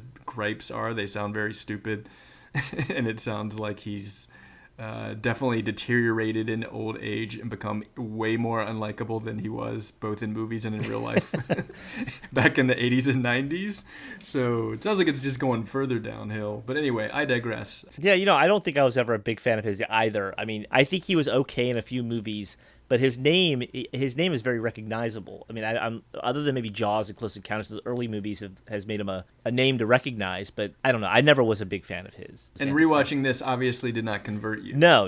In this character, he plays just basically sort of an ass, right? And the problem with that is that by the end of the movie, he hasn't changed. So he's still an ass at the end of the movie. He treats his wife like shit, and then she just like forgives him when he wins all the money. She's horribly written as just some drunk character, right? Drunk wife who gives up on everything. Basically. Yeah, she basically has given up trying to change him, and he's like, yeah, you can't change me. he lies to her. And I mean, he's an addict. He's a gambling addict. It's believable. Like, and his behavior is believable. And so is hers. Gamblers are like that. Right, yeah. There's a lot of women that are like that. But since the movie feels like it's being played for laughs, and I mean, if it's going to be like, Leaving Las Vegas kind of drama kind of stuff, okay, but it's played too lightly. I actually didn't mind in this movie David Johansen. I won't call him Buster Poindexter. I didn't mind him so much in this movie, actually. I mean, he was kind of like the right amount of annoying for the character. I mean, at least he wasn't going too way over the top. I mean, his character's name was Looney. I just don't think he was that funny. But he didn't annoy me as much. The only funny person I thought in the movie was actually the security guard that Richard Dreyfuss hires when he starts to win big. At one point, I think he announces, like, I have excellent peripheral vision or something. That made me laugh, but that was probably the only time I laughed. What about Robbie Coltrane, your old favorite from Nuns on the Run? He didn't make you crack a smile? Nothing? Well, I see, he's enjoyable to watch, but I don't think anything he said or did was anything particularly funny. I mean, you're a Sex and the City fan, right? Cynthia Nixon with braces? Well, I'll get to that. That's just plain old weird. What was the purpose of her character? I mean, she's like this really young girl, like, I think she says she's 19. She's like wearing braces and she's hanging out at the bar with this other dude. It's all the racetrack riffraff. I know, but it's a little creepy that he's sitting there with regulars. Yeah, but I mean, okay, one of the regulars is some weird pedo that like brings this girl to the bar and Have you been to a racetrack? Totally believable. Oh, it's believable, but the problem is she's not funny. That's the other problem. Is I didn't think she was funny. I went to Aqueduct once or twice for research when I was writing something, and that's believable. Well, yeah, I'm not saying it's not believable, but man, is that it's creepy. And I did like Jennifer Tilly though, of course, because she's fun to watch. I mean, it's nothing she said was particularly funny, but the way she says it's always funny. So I like two things in the movie. I'm referring to the guard and Jennifer Tilly, not her boobs. Well, what about? I mean, you being numbers, I'm sure you probably have some thoughts on his betting strategy, which at a certain point just becomes bet against what everyone else is betting. He takes a survey. He goes around and like takes a survey of who everyone's betting on and does the opposite. Unfortunately, if you want to ask the numbers part, that's not how probability works and the betting odds works. The odds are based on what people are betting. So always then, you didn't have to go ask anybody. Whatever horse has the best odds, I guess, 50 to 1 or whatever, I guess the worst odds to win, is the one no one's picking. It was a clever scene to show, and like, I'm just going to pick the ones everyone doesn't do, but that's how betting odds are created. If everyone bets on a horse, the payout goes down. So, right. I mean, yeah, it was kind of funny to say that, I'm just going to pick what no one else wants. It starts off that he has a tip. They're both cabbies. Yeah. Richard Dreyfuss and David Johansen. And David Johansen, in his cab, happens to record two guys talking, and here's a tip. And he doesn't believe it at first, that he thought they were just rehearsing a play or something. Richard Dreyfuss is like, no, let's take this seriously, and goes there. And he wins initially off that. Approaches those guys and admits to doing that. And then they give him like a tip. That was a little bit of an annoying scene where, I mean, I guess it was trying to be a little clever where he goes and he confronts the guy saying, hey, I heard your tip, and you think that maybe they'll like threaten or kill him, and they're like, oh no, so you're such a nice guy for letting us know what you did. Hey, we're going to give you a tip. And you're like, okay, maybe they're setting him up. No, they're not setting him up. It's an actual tip, and he actually wins on that one. And then he does the survey, and I don't remember how he does the last one. But I mean, he keeps picking the longest shots. The second bet is the longest shot. I think the one they're recommending. But you're right. That's the problem with the movie, is that there's no explanation as why he's having a great day. It's never explained why. It's luck. It's all luck, should right? Be?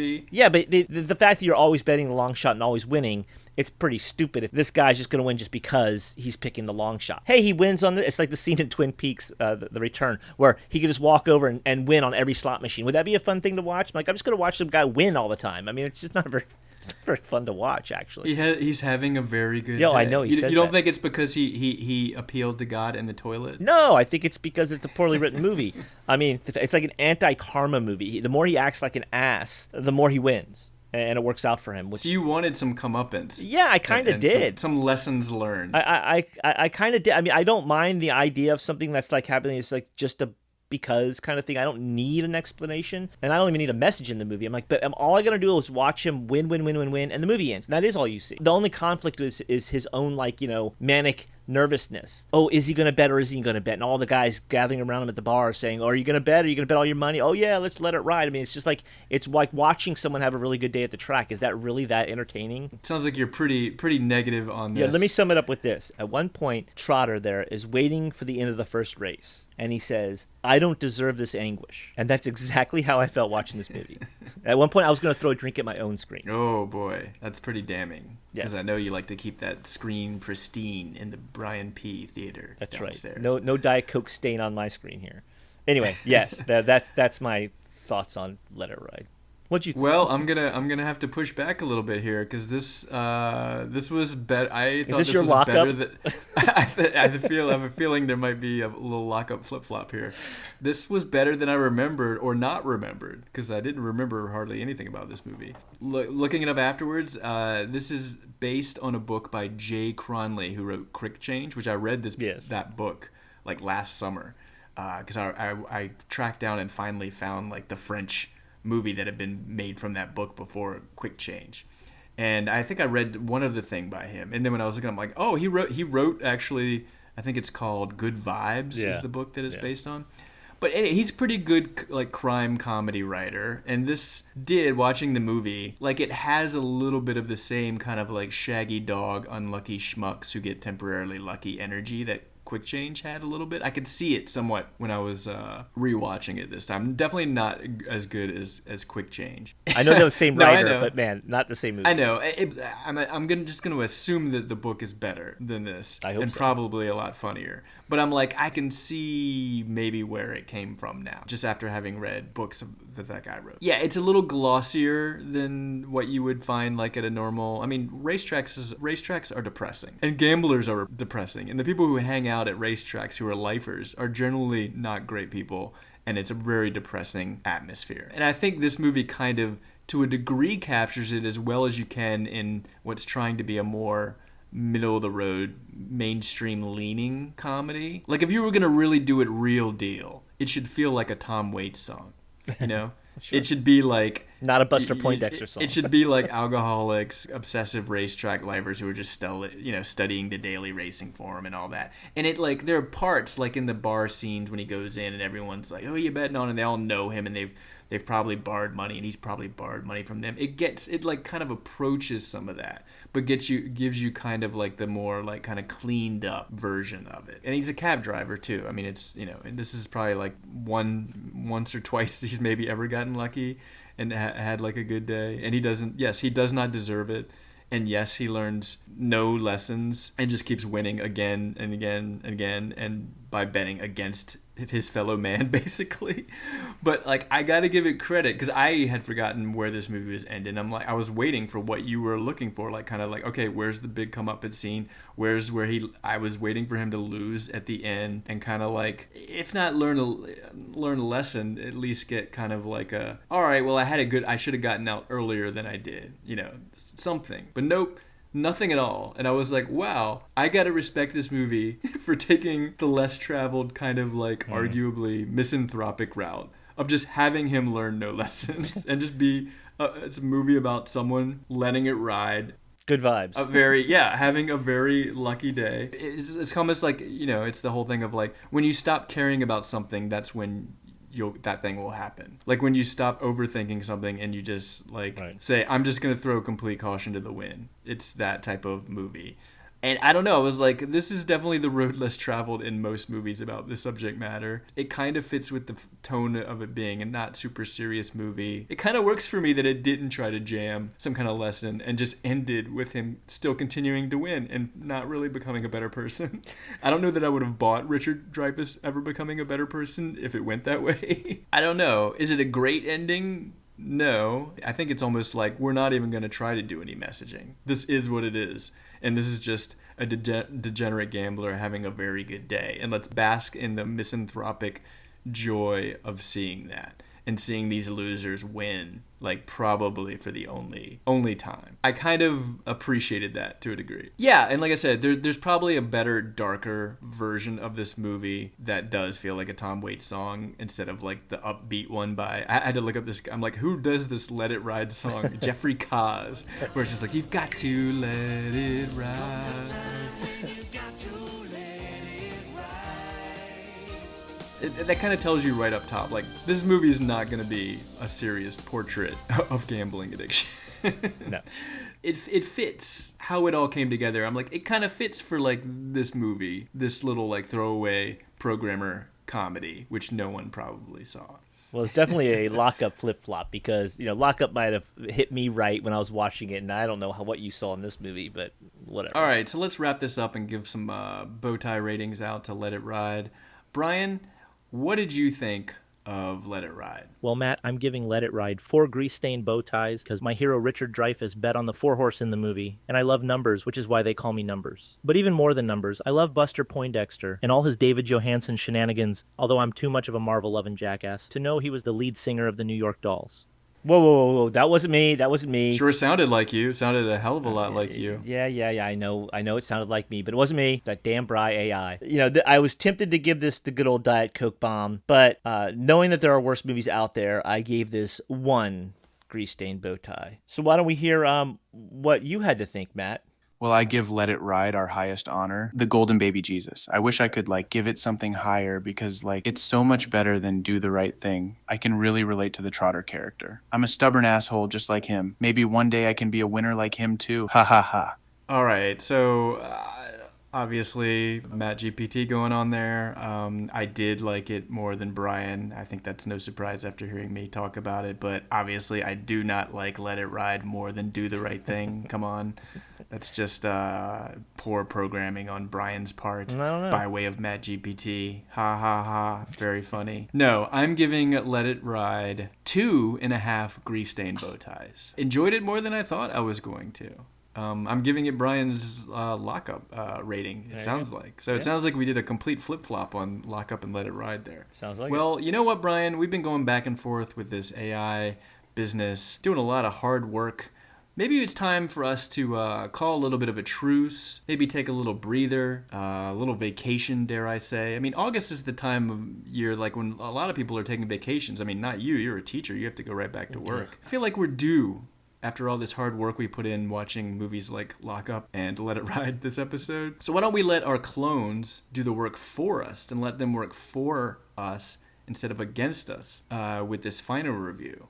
Oh, I agree wholeheartedly. Please. All right. Do you think Bry AI and Matt GPT are up to this? You think they can handle an entire review segment by themselves? I'm very interested to hear it. Well, I'm a little bit afraid to hear what Bry AI would play as transition music for this next movie. But why don't we go ahead and pick the most obvious song choice you could pick for Uncle Buck, the song that was all over the trailer and in heavy, heavy rotation in the year of our Lord, 1989, and then we'll let the clones do the rest. So here it is, folks. If you know anything about Uncle Buck, you probably know what we're about to hit play on, which song. Here it comes. Let's do it.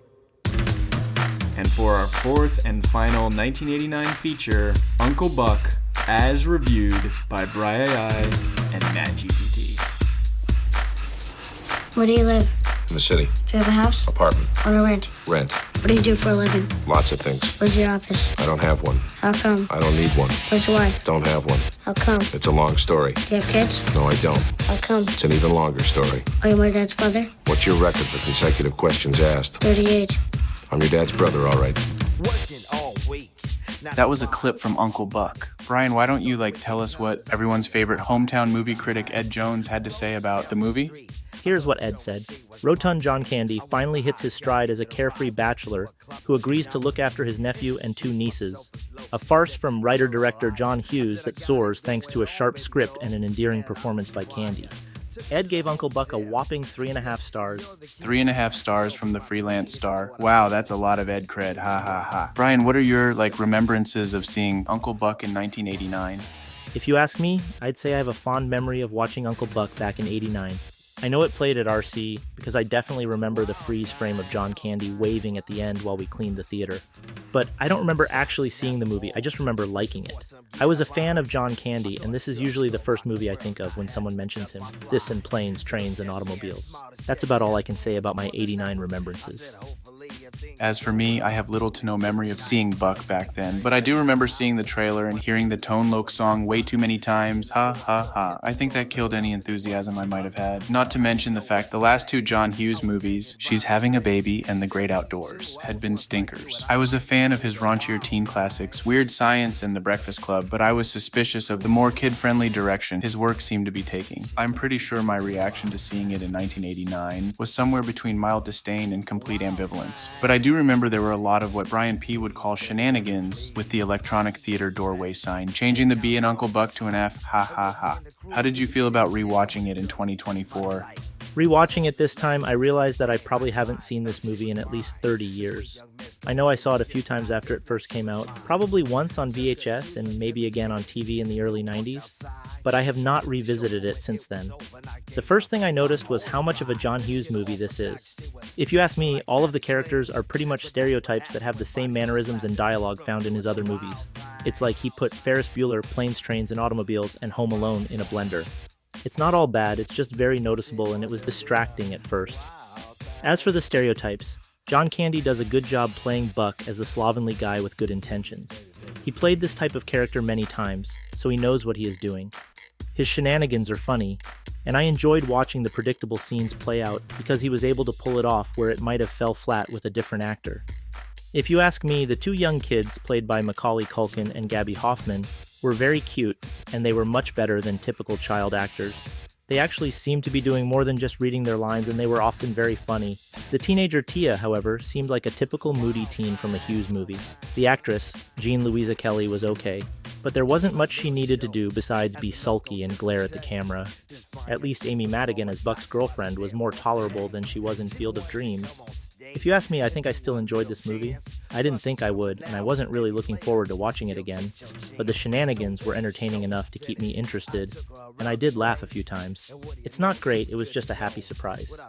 Well, I mostly agree with you there. John Candy was solid as a childless, jobless, sloppy bachelor not unlike myself. His character wasn't a far cry from Planes, Trains, and Automobiles, apart from having the nagging girlfriend played by Amy Madigan. That's where I disagree with you, Brian. I think Madigan was a total buzzkill in this. In Field of Dreams, she was a kooky-free spirit. Here, she's just an engine for impending domesticity who wants to take all the fun out of Buck. He should have hooked up with the dingbat neighbor Marcy, played by Laurie Metcalf, when he had the chance. That said, Madigan's character is nowhere near as intolerable as the teenage daughter Tia, who is a complete bitch to Buck for 3/4 of the movie for no good reason. Then we're expected to believe she has a sudden change of heart at the end when her boyfriend Bug doesn't want to bone her anymore. Sorry, I just don't buy it. Plus, why is Buck so set on protecting her virginity for most of the movie? I say let the little bee get knocked up and have some slimy newborn grubs with Bug. Then we could have gotten the scene at the racetrack where Buck supposedly makes his nut for the whole year by betting on horses, an aspect that was mentioned but never really explained. Last but not least, the Macaulay Culkin factor. I was worried his stuff was going to be too cloying for me as a guy in his early 50s, but I have to admit that the rapid-fire question scene still works. And I guess cute children swearing never gets old, much like the electronic Uncle Fuck doorway sign at the old RC. Ha ha ha. What's your grease-stained bow tie rating, Brian? I give it 2.5 grease-stained bow ties. Me, I'm giving Buck a little bit less love, only 2 grease-stained bow ties.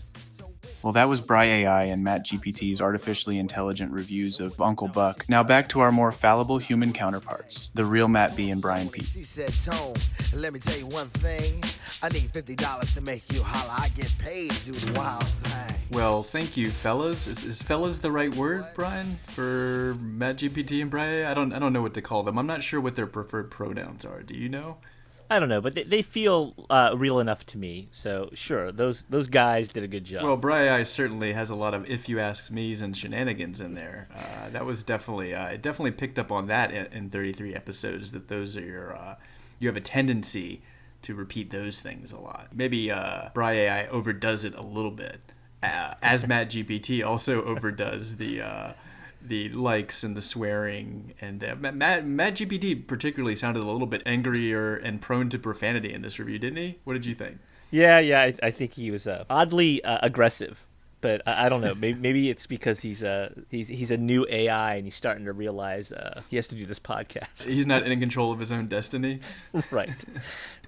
Anyway, yeah, I mean, all in all, despite their foibles there, I think, we definitely had a nice little refreshing break there. We didn't have to pull all the weight ourselves. Should we have done this for the last 33 episodes? Yeah, it would have made things a lot easier, that's for sure. As much as it pains me to say this, I feel like we're basically saying if you can't beat the robots, join them. Yeah, you know what? Maybe we should call on our AI assistants for the next segment. We have like twice as many movies as usual on the rundown list here. There's a lot of them here in the dumper ground of August. That is true. If we want to meet our time deadline, we might need their assistance. We chose the song last time, but this time I'm going to throw you a bone. I'm gonna let your particular robot do the choosing of the transition music this time. Go ahead, prompt him if you will. All right, Matt GPT, play whatever you want from 1989. Dealer's choice. Please wait. Song request processing. Don't do that, baby. What gonna do?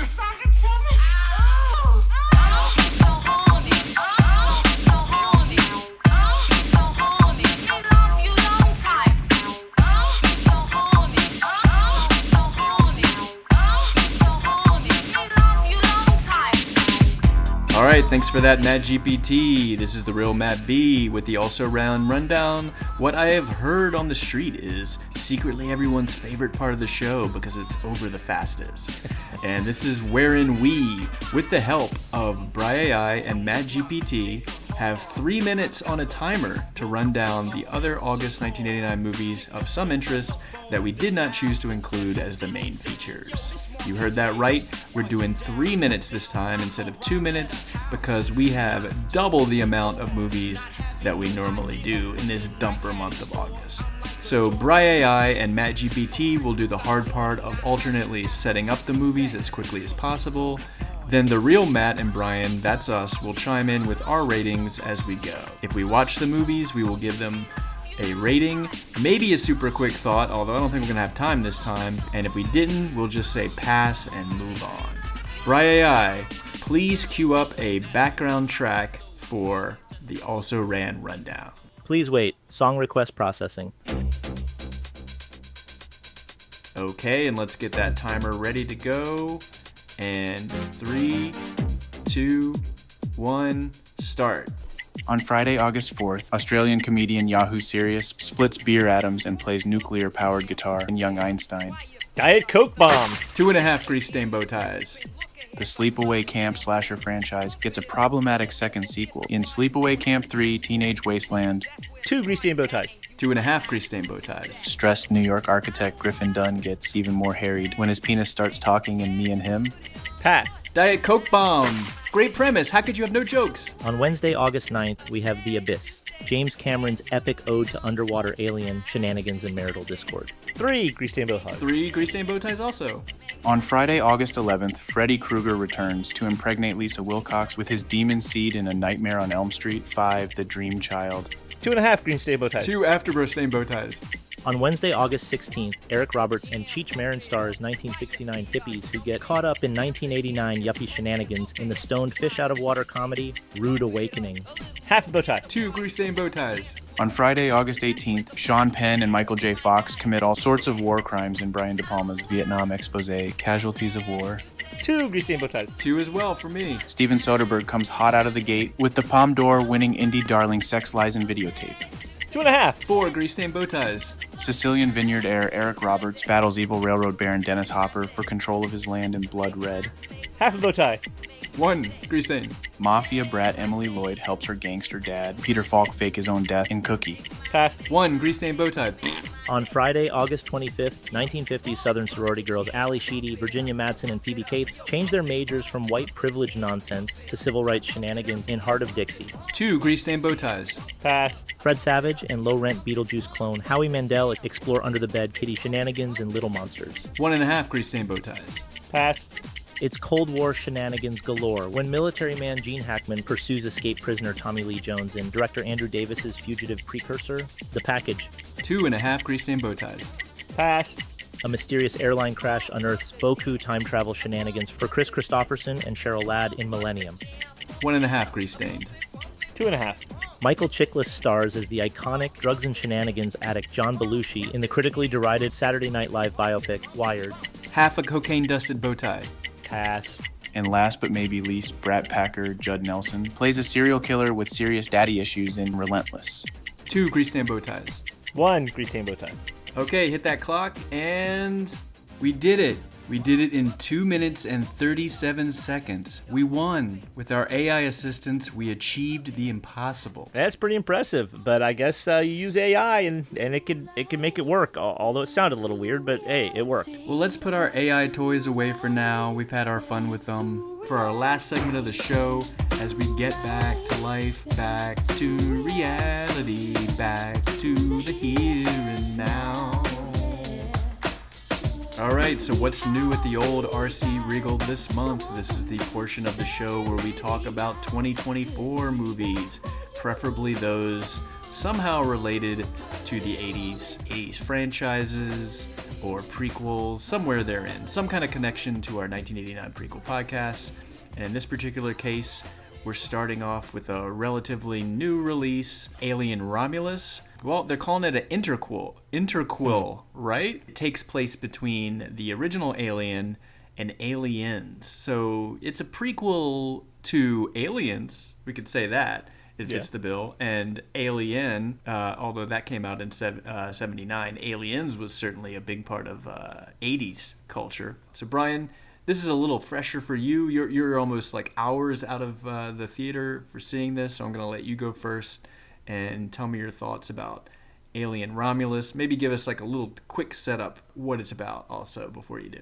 Yeah, what's weird is I know that this movie takes place between Alien and Aliens. It actually seems like it's almost a spin-off. It's like a branched timeline, to use a Marvel expression, because it definitely takes place directly after Alien, but it doesn't necessarily lead into Aliens. Picks up after the destruction of the Nostromo in the first movie. Ripley blows up the Nostromo as she ejects out and goes floating off for 50 some odd years to get picked up later in Aliens. So in the meantime, logically, the Weyland-Yutani Corporation, they want to go and salvage the wreckage of the Nostromo. They send a ship out there, and of course you see the very beginning opens up with them kind of looking at the Nostromo, and they of course grab a certain lump of something that's floating in space. And again, that follows logically that their interest is primarily in the alien species. So they bring that alien back, and then it kind of cuts to these people on a mining planet, kids actually, I guess they're 20-somethings. They're all trying to get off this planet because it's kind of a crappy mining planet. They see this floating station up above their little planet, and they realize that if they could get on that thing, they could use that as kind of a ticket off their world and go to whatever this promised land is that they know about. And so this group of kids, along with an android who is called Andy, and so they all end up on this space station, and it turns out that's the space station you see at the beginning, where of course once they went and got the alien, no good can come of that. And they leave it a bit of a mystery of what exactly happened. And we don't ever find out exactly what happened to all the people. We could just assume what happened to them all. Because, of course, aliens then get unleashed on this station with these, 6 Once you see a big gaping hole burn through the floor, you kind of have a good idea what went down. Right. So that's basically the plot of this. And then, of course, they have to deal with the aliens, and then they're on there, and then, of course, there's problems and all the stuff that goes on in hopes of trying to survive and then get off to the planet they're trying to get to. So that's basically the plot of the movie. It was weird. Right at the beginning, they did this it's like an indentured servitude. You're on this planet, and the main character Rain is trying to get off the planet, and they're like, she's like, I've served my hours. Like, nope, the corporation just doubled it. You're gonna be here for another 8 years or whatever. But then all of a sudden they can just go get on a ship real quick and just fly up, and there's this space station floating in space. I guess no one on the planet cares about the space station floating up there, but these kids do, and so they're gonna go up there. They get in the ship, they take off, and they get up there all within the first 10 minutes of the movie. But ultimately, that was probably a good idea, because who cares? Let's just get to the aliens, right? You're there to see an aliens movie, so... I agree. Yeah. Where was I was waiting for a mini heist shipjacking scene that never really happened. Yeah. I mean, it was just this person has a big ship and they could fly. I'm like, why don't you just leave the planet? I know there's something about, it's too far away for them to get away from the planet, so whatever. When it got to the actual alien stuff, so you get there, it doesn't take too long for them to turn everything on, and then, of course, apparently things start heating up, and all these, aliens that are on board start hatching. And it's pretty standard action. It's pretty good, I think. I like the science fiction action stuff, so I thought it was pretty decent. What we probably really should talk about are more the big things that jump out in this movie. I mean... Yeah, there's two kind of big contentious things yes. about this movie. And one has to do with a very CGI version of an old character. Are we not going to spoil it? From the first movie. No, we're going to spoil it. Hey, this movie will have been out weeks by the time, and it's doing enough business that everyone's seeing it. Spoiler alert now. If you don't want to hear about Alien Romulus, turn us off. That's the big thing probably to discuss. And then the ending and the newish creature. Those are the two. Yeah, those are the two things that I think are probably the things that we should talk about the most. Right, exactly. That's exactly what I have here. A couple things he's talking about, and those are the two things I was going to bring up, because the rest of the stuff is pretty standard issue stuff. But the resurrection of Ian Holm. Speaking of AI, it's all over our podcast. I mean, obviously they used AI to to regenerate good old Ian Holm as Rook, the science officer, instead of Ash from the Nostromo. But that's common in this to have them play different androids, I guess. Of course, he's still the bad company robot doing bad company things. Yeah. How did you feel about the CGI Ian Holm? They're already there on board the ship, already like basically just ripped apart as a torso. They kind of cut around him at first. This is to like build some mystery, but I think you kind of know where it's going. And then as soon as he comes, it's like, why was all that like pussyfooting around to show? Right. Now to show us this. I did, yeah. There was too much of that stuff, but I like the idea of when they got there, everything was already destroyed. That's all fine, and oddly enough, I had no problem with the idea of bringing him back, but the CGI just wasn't good. That was my problem with it. I was more offended by the CGI than I was about the idea of like bringing someone back from the dead. It wasn't convincing enough. When I was watching it, you could almost see like the face floating on top of whatever it is the camera was actually shooting, and I was like, they talk about that uncanny valley. I mean, it just wasn't convincing enough for me. And by nowadays, I thought they would have been able to do that. No, I don't think I've heard anyone say that it was good CGI. No, I've heard that across the board it was bad CGI, but it's whether or not you have a problem with the function of bringing him back. I don't. That character and the purpose that he ends up serving, which is basically just like a torso spouting a lot of exposition, and how much exposition was necessary by him. Those are two different problems, though, right? The one is, are you offended by the fact that they brought him back and used the character? That I don't care about. Now, the exposition part, if there was a different android sitting there, if it was Lance Henriksen, if it was anybody else sitting there, it would still be a fountain of exposition coming out of the character. So the question is whether or not you're offended by the fact that you have this dead actor being brought back to life. Were you offended by it? I mean, did that piss you off? Oddly, I mean, I would looked at it, I'm like, okay, that's not very good CGI. Right, but the fact that his character is a synthetic and is beaten up and mangled a little bit, it didn't bother me as much as seeing, say, Luke Skywalker in the the Mandalorian. All of a sudden, like Uncanny Valley appears as young Luke Skywalker, or the latest Indiana Jones, where we see young Indiana Jones, because those are supposed to be full-on human being characters. Right. This is a battered synthetic, so it was okay to me that it looks a little janky and off. It just brought up a bunch of questions that took me out of the movie. I'm like, okay, so is this the same Ash? Is this the same ship from Alien? If it's not Ash, how many other Ashes were made? Were there a whole line of Ashes? It brought up a bunch of questions that for like 5 minutes took me out of the movie. But it's probably okay, because really he was just doing a lot of explaining things that you kind of already know anyway, or don't need to know. So it was just like, it brings up the question of like, what was the point of this? And why did it have to be? It could have been it could have been a new synthetic. Yeah, it could have been Lance Henrik. It could have been any, why him specifically, and why necessary, I guess, were the big questions. But then you have Andy, though. But then he mentions, oh, you're the synthetic that worked on planets or whatever, the mining colony. So it must be Ashes were science officers, right? The ones that look like Ash or Rook. And then you had, the ones like Andy would be the mining colonies. I guess maybe they had different models for different, whatever. I mean, it didn't bother me that, it didn't take me out of the story, at least. I mean, I saw it and I was like, okay, that looks kind of janky, but whatever. And then did the creature, okay, so before I get too far, she gives birth to this like alien-human hybrid, which is more humanoid than alien, which was done already. Dude looks like he could have played for the Harlem Globetrotters. Right, but the Offspring, I think, is what he's called. Okay, so you got this Offspring who's got like this, he's kind of creepy looking. He's kind of tall. He's got a tail. He's got this like long like tongue thing with a little head on the end of it, like an alien does. But he shows up to that woman, and see, I didn't catch it. She reaches in her shirt, and her hand is slimy, and I didn't really think of it. But Courtney was like, "Yeah, I think she's like lactating." So the guy was showing up there to kind of like suckle at the teat. Hence the Romulus and Remus thing. I didn't get that because they only show him almost like munching on her almost. But I would have preferred kind of a shot of him like actually like, going in to try and, nurse off of the mother. I mean, I thought that would have been kind of, they're pushing the body horror here. That would have been kind of cool. Honestly, by that point, I was just so bummed out that they were going down the Prometheus road that I'm like, oh no, they're pulling back all the Prometheus stuff, which we will soon find is my least favorite. All that engineer stuff, because he looks more like an engineer than a xenomorph, and so I was just like bummed out, like, oh, they're going down this road. So I might have missed some like detail in there. I was more upset that I thought they were going down the Alien Resurrection road, because this was already done in Alien Resurrection. Did you rewatch that? There's a alien human hybrid in that one, but it looks a lot more like alien.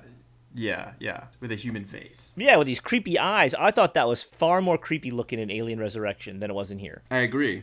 Cried, and it's oozing, and it had like weird dark eyes that aliens don't usually have eyes, right? They have that weird dome thing, so the fact that it had eyes and the skull thing and the teeth, that thing was far more creepy than this one was. I mean, there's not much else to say about that thing. I mean, it just becomes like another boss level creature that they have to defeat, just like the mother alien or something. So it's like, okay, how do you defeat this one now? I love the ring of the planet that the ship was crashing on, and then ultimately the thing falls into the ring of the planet, that like ice ring. I thought that was, I did like that. That was a cool effect. But I did like the fact that it was more focused on the fact that it was just a bunch of people on a ship having to defeat aliens. So I appreciated that, and not having to deal with all the mumbo jumbo of the Prometheus Covenant stuff. I mean, it's not the best alien movie out there, but it's definitely better than the last couple ones that have. Yeah, I mean, I think people's feeling about this movie is really tied into like what they thought of Prometheus. Do you want a movie that goes back to that black goo well of Prometheus? Right. So I don't know. It sounds like not to jump ahead too much, but I don't know. It sounds like maybe you were more on board with Prometheus than probably I was. I guess we'll find out. Yeah, production design and visual style are great. It looks like a movie that actually takes place between the world of Alien and Aliens. That's probably my biggest compliment for this movie, is that he nailed that, which is pretty hard to do. I liked the brother-sister / Lenny and George from a Mice and Men relationship between Rain and her, I'm calling him a slowbot companion, Andy, because he's kind of damaged goods at first, and how their relationship kind of shifts during the movie because his directives change. That's all I have to say. We've talked around a lot of stuff, and I think we hit the sore thumbs that some people had problems with this movie. What's your bow tie rating on Alien Romulus, Brian? A very popular rating, 2.5 grease-stained bow ties. Well, you'll probably not be surprised to hear that I mirror your grease-stained bow tie rating with my also most popular rating in the last couple episodes, 2.5. So we dipped our toe into talking about the other movies, because how can you not? Because this movie is connected at least to a couple of them, nearly all of them, I guess you could argue. But let's dole out some Alien franchise rankings, because that's what we like to do with these movies that spawn many a sequel, prequel, whatever. Before we rank these, are we including Alien vs. Predator, AVP, in these rankings? Oh, Brian, absolutely not. What a silly question. Why would we include that movie? It's not canon. It's just a very lazy continuation of the franchise in the early 2000s, when the producers had no idea where to go with it, because Alien Resurrection hadn't done that well, so they didn't know where to take it. So they're like, let's do a team up like in the old Universal monster days, like Dracula versus the Mummy or the Werewolf and stuff. Yeah, no, we're not including those. They are not canon. Are you sure? Oh, I am sure. We're gonna stick to just the core 7 movies. All right. Okay. So at the bottom of the barrel, number 7, I put Alien 3. Bad CGI makes this the worst of the franchise. I mean, talk about bad CGI earlier, man. Everything's bad. The matte paintings, the aliens are CGI. Everything is bad. It's also a little boring. I fell asleep a little when I was rewatching it. I mean, number 6 is Alien Covenant. That movie has a good start with some decent action, but then there's a boring exposition dump at the end, which leads me to number 5, is where I put Prometheus, which has the boring exposition dump at the very beginning, but then I think it has some decent action at the end. But the scene in the little med pod makes it better than Covenant alone. The self-surgery scene? Yeah. As much as I hate on Prometheus, I can't deny that is a great scene. The only probably good thing in that movie. Number 4 is where I put Alien Romulus. At least it's more alien focused, which is good. Number 3, Alien Resurrection. Kind of a bizarre way to continue the story, almost like The Fly, right? They're like mixing the DNA stuff, which as it progressed, I thought it was pretty good. The top 2, they would go back and forth on any given day, but today I think I'm going to say number 2 is Aliens, the James Cameron movie.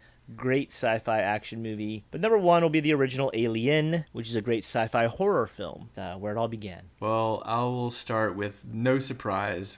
We all know it's going to be my number 7. It is Prometheus. Number 6 I'm putting Alien Romulus there. Wow. I'm putting Alien 3 as 5, which I agree with you, has some really bad early CGI in there. I mean, there's some good ideas. I like the big, bold swing of, like, I'm going to kill off Ripley. It's a very edgelordy thing of, like, David Fincher to do. I got to give him props for, like, saying, fuck it. But it's still probably his worst movie. But it's not the worst of the franchise, I don't think. Number 4, I was a little surprised by this. Alien Covenant grew on me. Maybe because it's post-COVID. There was a lot of stuff with him, like, breathing in the spores. But, like, there was a lot of, like, echoes of, like, COVID and, like, diseases that were communicable through breathing and air. Of course, yeah, the David Walter interplay with playing the flutes and all that is, like, the right kind of creepy. Number 3, probably not a surprise at this point, Alien Resurrection. I'm down with the clone Ripley. I'm down with synthetic Winona. Number 2, here's always the contentious thing, and honestly, I think this won't change. It's just when it comes down to what's the thing I would put on first to watch. Number 2 would be Alien, and I know like one couldn't exist without the other one, but like any day of the week, I'm gonna choose to watch Aliens again over Alien. That's my number 1. Well, there you go. That was our Alien franchise rankings. Oh, hang on, Matt. Hang on. This is weird. I haven't seen this in a while. We actually have a message on our Gen X Multiplex answering machine. That still exists? I thought we got rid of that in the original series. Yeah, it's still here. I guess we're contractually obligated to listen to anyone who would know that there's still a Gen X Multiplex answering machine to listen. Maybe it's Jeff calling you to tell us what really happened with Let It Ride. Let's listen. Maybe.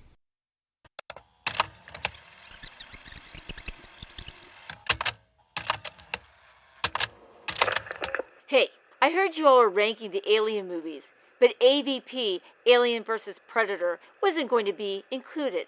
Some ridiculous excuse that it's not canon. Well, AVP is totally canon. Listen, there's Alien vs. the Nostromo, Alien vs. the United States Colonial Marine Corps, Alien vs. the Prisoners, Alien vs. Winona Ryder, Alien vs. Colonists, and Alien vs. Wayland. And there's Alien vs. Predator. It's part of the connective tissue that supports, protects, and gives structure to the Alien franchise. So why can't you all include AVP in the rankings? If you don't include AVP, your greasy, stained bow ties are completely worthless.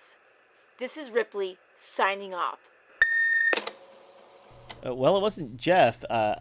Apparently, Courtney must be listening outside somewhere as we're doing this. Yes, no, unfortunately, that was not Jeff. That was your wife, Courtney P., once again interjecting, obviously snooping from afar a little bit. But whatever. I mean, I guess, she said her piece. Whether or not I agree with it, that's a different story. Well, at least this time she wasn't trying to impersonate someone who we knew it was not. At least she spoke in her own voice. Is that good? I suppose that is good. Can I now disconnect this answering machine, or should we leave it on for the last? I think maybe we should probably disconnect it for good after that. I feel like even if you disconnect the answer machine, you can't disconnect Courtney. Yeah, well, that's true. And you're gonna get an earful once this podcast is over, regardless of what you do with the answering machine. You can tell me next time what the blowout. I'll probably have to tell you exactly where she ranks AVP in with the franchise. I really can't wait for that serious bated breath action. That's definitely all we have for you this month. That's all for the penultimate episode of Gen X Multiplex the Prequel 1989. Stay tuned for next month when we'll be back in mid-September for, you heard it folks, the final episode ever. We're going to be breaking the rules this time and covering not 4, but one last 1989 release and one brand new 2024 release, and we're going to be doing them deep dive style, kind of like the old days, like we did in our very first episode. We're not going to say which movies they are, but we'll give you a little hint. The 1989 release came out in the spring, not in September, and it's a movie that we've probably referenced the most in the long run of this podcast, but never reviewed during the entire show. As for our 2024 selection, it's a highly anticipated, long in the making sequel, so long in fact that it probably should have come out in 1989. So there you go. That's a little tease for what's coming next month on our final episode ever. What's the Multiplex got up its flannel Gen X sleeve for one last hurrah? Well, you'll just have to wait and see. After all, we can't give you everything.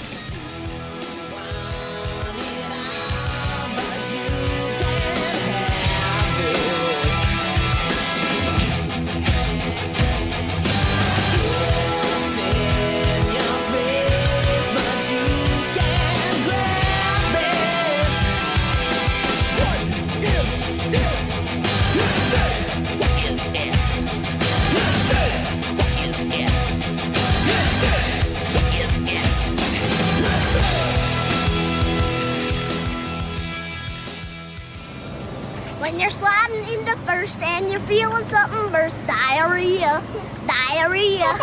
When you're sliding into third and you juice it turd, diarrhea, diarrhea. When you're sliding into home and your shirts are full of foam, diarrhea, diarrhea. When you're sitting in your Chevy and your shirts are feeling heavy, diarrhea, diarrhea.